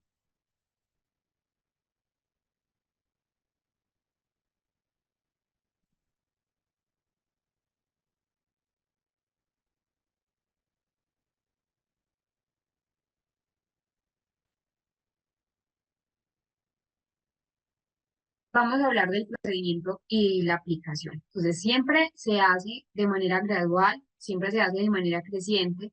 Recordemos que algo que nos hablaba Wolf sobre el papel de los sistemas nerviosos era el sistema simpático y el sistema parasimpático, que cuando él estudia lo que es la desensibilización sistemática, nos habla de esos dos sistemas nerviosos, simpático y parasimpático, donde la eliminación de la ansiedad de pronto ya luego de muchos estudios ya refutando otros profesionales u otros clínicos sobre esa teoría de Wolf, se dan cuenta que como tal la teoría de la desensibilización sistemática quizás era una teoría errónea al principio. Es decir, han demostrado que la eliminación de ansiedad pues, es errónea porque se ha argumentado que la relajación no funciona realmente como un mecanismo inhibitorio o una respuesta que para Wolf era incompatible con la ansiedad, sino que simplemente permite que el paciente se mantenga en contacto con el estímulo temido el tiempo suficiente. Podríamos hablar entonces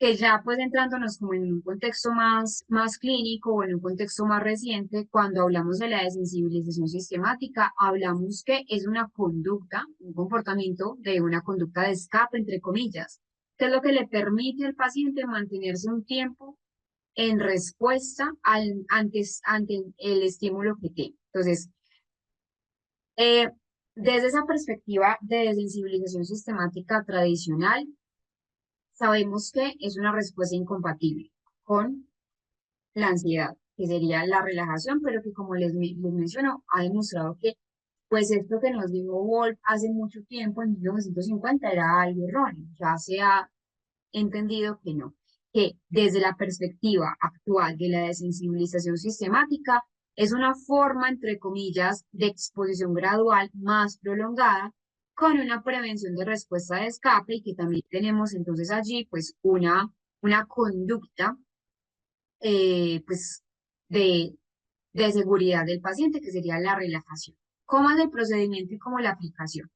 Siempre para hablar de la desensibilización sistemática, nosotros tenemos unos pasos que van a ser iniciales.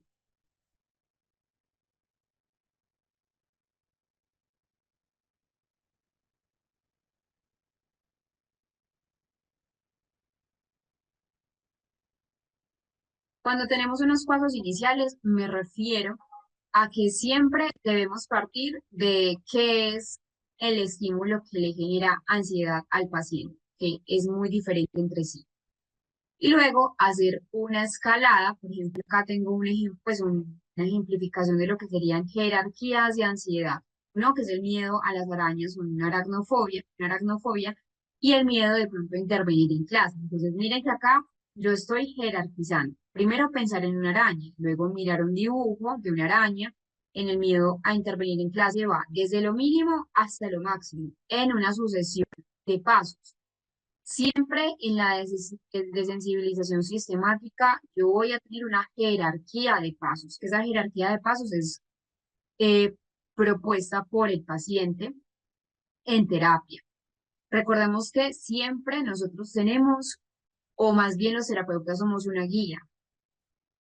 La desensibilización sistemática se basa en un principio de contracondicionamiento, que ya sabemos que es una respuesta incompatible, ¿sí? Esas fases de desensibilización sistemática, primero siempre es un entrenamiento en relajación. Nunca puedo exponer a un paciente si quiere utilizar la desensibilización sistemática a enfrentar el estímulo fóbico sin antes entrenarlo, por ejemplo, en técnicas de relajación, que vamos a ver cuáles son las técnicas de relajación también, como la respiración profunda, una relajación muscular progresiva de Jacobson. ¿Para qué? Para que el paciente pueda controlar su ansiedad, una respuesta psicofisiológica. Se jerarquiza la ansiedad. En el ejemplo, hay unas jerarquías de ansiedad, desde primero pensar en una araña hasta ya dejar que una araña suba pues como por un objeto que yo tengo agarrado, puede ser un lápiz. Entonces, esa jerarquía de ansiedad se elabora siempre antes incluso de poner al paciente a esa desensibilización. Se elabora toda una lista de situaciones que para el paciente son temerosas, son ansiógenas, se organizan de menor a mayor intensidad. Por ejemplo, si alguien tiene una fobia a volar, la jerarquía va a comenzar con ver imágenes de aviones, terminar con un vuelo real. Y eso pues es un caso muy hipotético. Pero siempre es una exposición gradual, una jerarquía de ansiedades. Cuando me refiero a una exposición gradual es que se expone al paciente a los elementos de esa jerarquía. Miren que yo les estoy mostrando allí que lo primero es ver, por ejemplo, una imagen de una araña. Primero se hace o incluso imaginar una araña. Imaginación, luego en la realidad, o luego con imágenes, y siempre se debe mantener en el paciente la relajación. Entonces, si una persona tiene fobia a los perros, que era un ejemplo que también mencionaban hace un rato, primero se debe entrenar el paciente en relajación, luego se crea una jerarquía, por ejemplo, primero ver fotos de perros, luego ver videos de perros, imagen y algo auditivo, luego observar un perro desde lo lejos, luego acercarse a un perro, luego posiblemente tocar a un perro. Se expone progresivamente al paciente a cada nivel mientras practica la relajación. Eso sí es algo muy importante. ¿Y qué diferencia esta desensibilización sistemática quizás a la exposición, por ejemplo, en vivo? Que acá siempre en todos los ejercicios es un proceso que ya esa respuesta de ansiedad va a estar vinculada con un proceso de relajación, una respuesta de calma. Esa es la diferencia entre ambos. Veamos entonces este ejemplo. Miedo a las arañas desde pensar en una araña, algo imaginativo, algo en la imaginación, luego mirar un dibujo de una araña hecho por un niño, pues que muy posiblemente pueda ser un garabato, luego mirar un dibujo muy detallado ya de una araña, mirar una foto de una araña, ya mirar una tela de araña vacía, pues una telaraña vacía, tocar una tela de araña vacía, sin araña, mirar la araña en una caja hasta sucesivamente llegar a dejar que una araña suba por algún objeto. Por ejemplo, yo no tengo el contacto con la araña, sino que la araña muy posiblemente esté en mi lapicero. Igual es obviamente pues un ejemplo de jerarquía. Luego tenemos otra de miedo a intervenir en clase. Lo primero es que en casa, la noche antes de ir a clase, yo imagino cómo sería esa conducta del paciente. Luego, en el bus para ir al colegio, antes de clase, caminar hacia la clase hasta ya llegar. Miren que las jerarquías de pasos se van a dar también en cuanto a lo que es a lo que nos refiere el paciente. Este miedo a las arañas podría ser una jerarquía no de 12 pasos, sino que podría ser una jerarquía incluso de más pasos. Pero que esto va a depender también de lo que nos diga el paciente. El paciente siempre es la persona que nos dice qué es lo que le genera más temor, más escozor.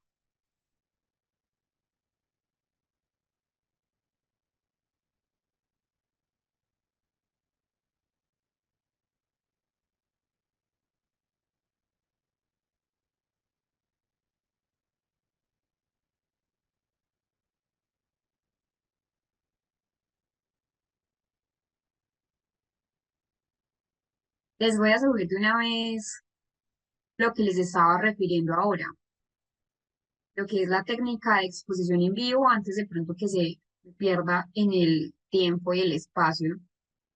Se las voy a subir para que ustedes también entonces la noche de hoy puedan repasar o mañana puedan repasar para esa evaluación, que realmente pues no se asusten, no es una evaluación, es una, es un taller donde vamos a corregir. No hay una nota, recuerden que no hay una nota, para que de pronto no piensen que si lo perdieron entonces no pueden llegar a certificarse, no se preocupen, pero sí les recomiendo que lo hagan para que puedan entonces pues tener un buen proceso de aprendizaje.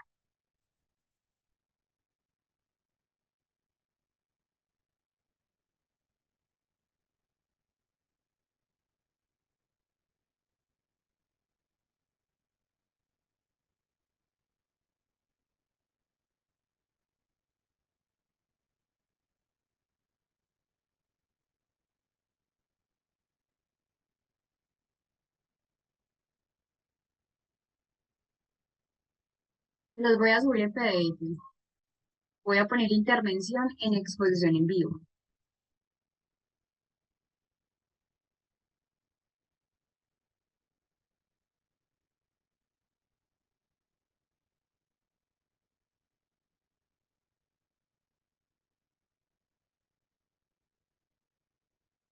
Bueno, y también para las personas que llegaron nuevas hoy, igual bienvenidas, como les mencionaba al principio.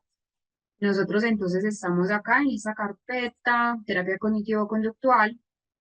Estamos acá en ejercicios prácticos. Tenemos todos esos ejercicios prácticos que ya hemos venido trabajando pues durante toda la clase y les voy a subir entonces esta parte de intervención en exposición en vivo. Por allí lo tienen, ya se los voy a enseñar para que lo conozcan. Está por acá, intervención en exposición en vivo. Recuerden que yo les voy a subir cada una de las técnicas en ejemplos prácticos para que ustedes no solo tengan de la teoría la práctica. Entonces, intervención en terapia de exposición en vivo, psicoeducación, siempre psicoeducación. Se explica al paciente el modelo cognitivo-conductual, lo que es el miedo a la fobia. Ya acá, durante esta etapa, se identifican las creencias irracionales. Recordemos que es un modelo de terapia de creencias irracionales.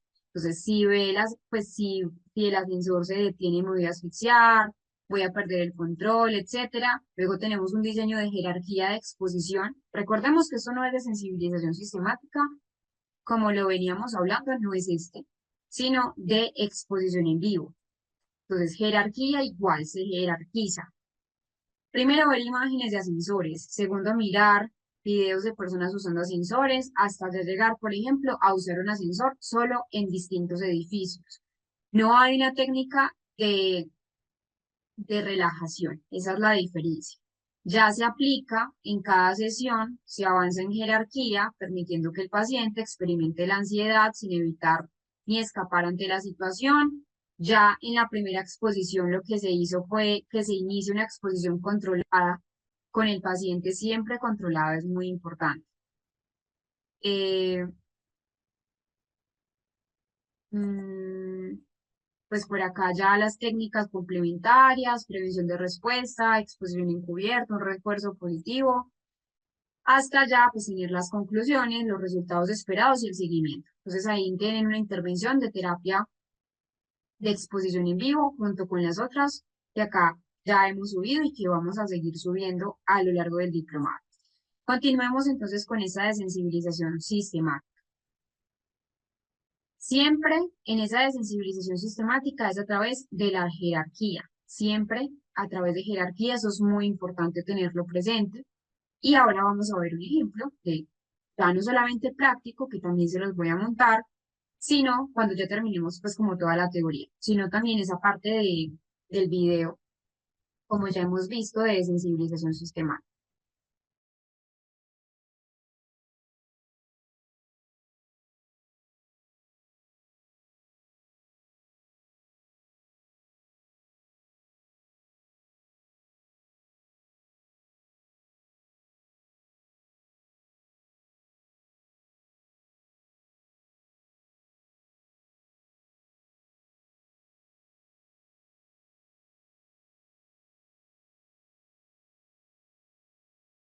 Les voy a compartir el video anterior de lo que es la desensibilización sistemática para que puedan repasar. Les voy a compartir el chat. Bueno, allí lo tienen.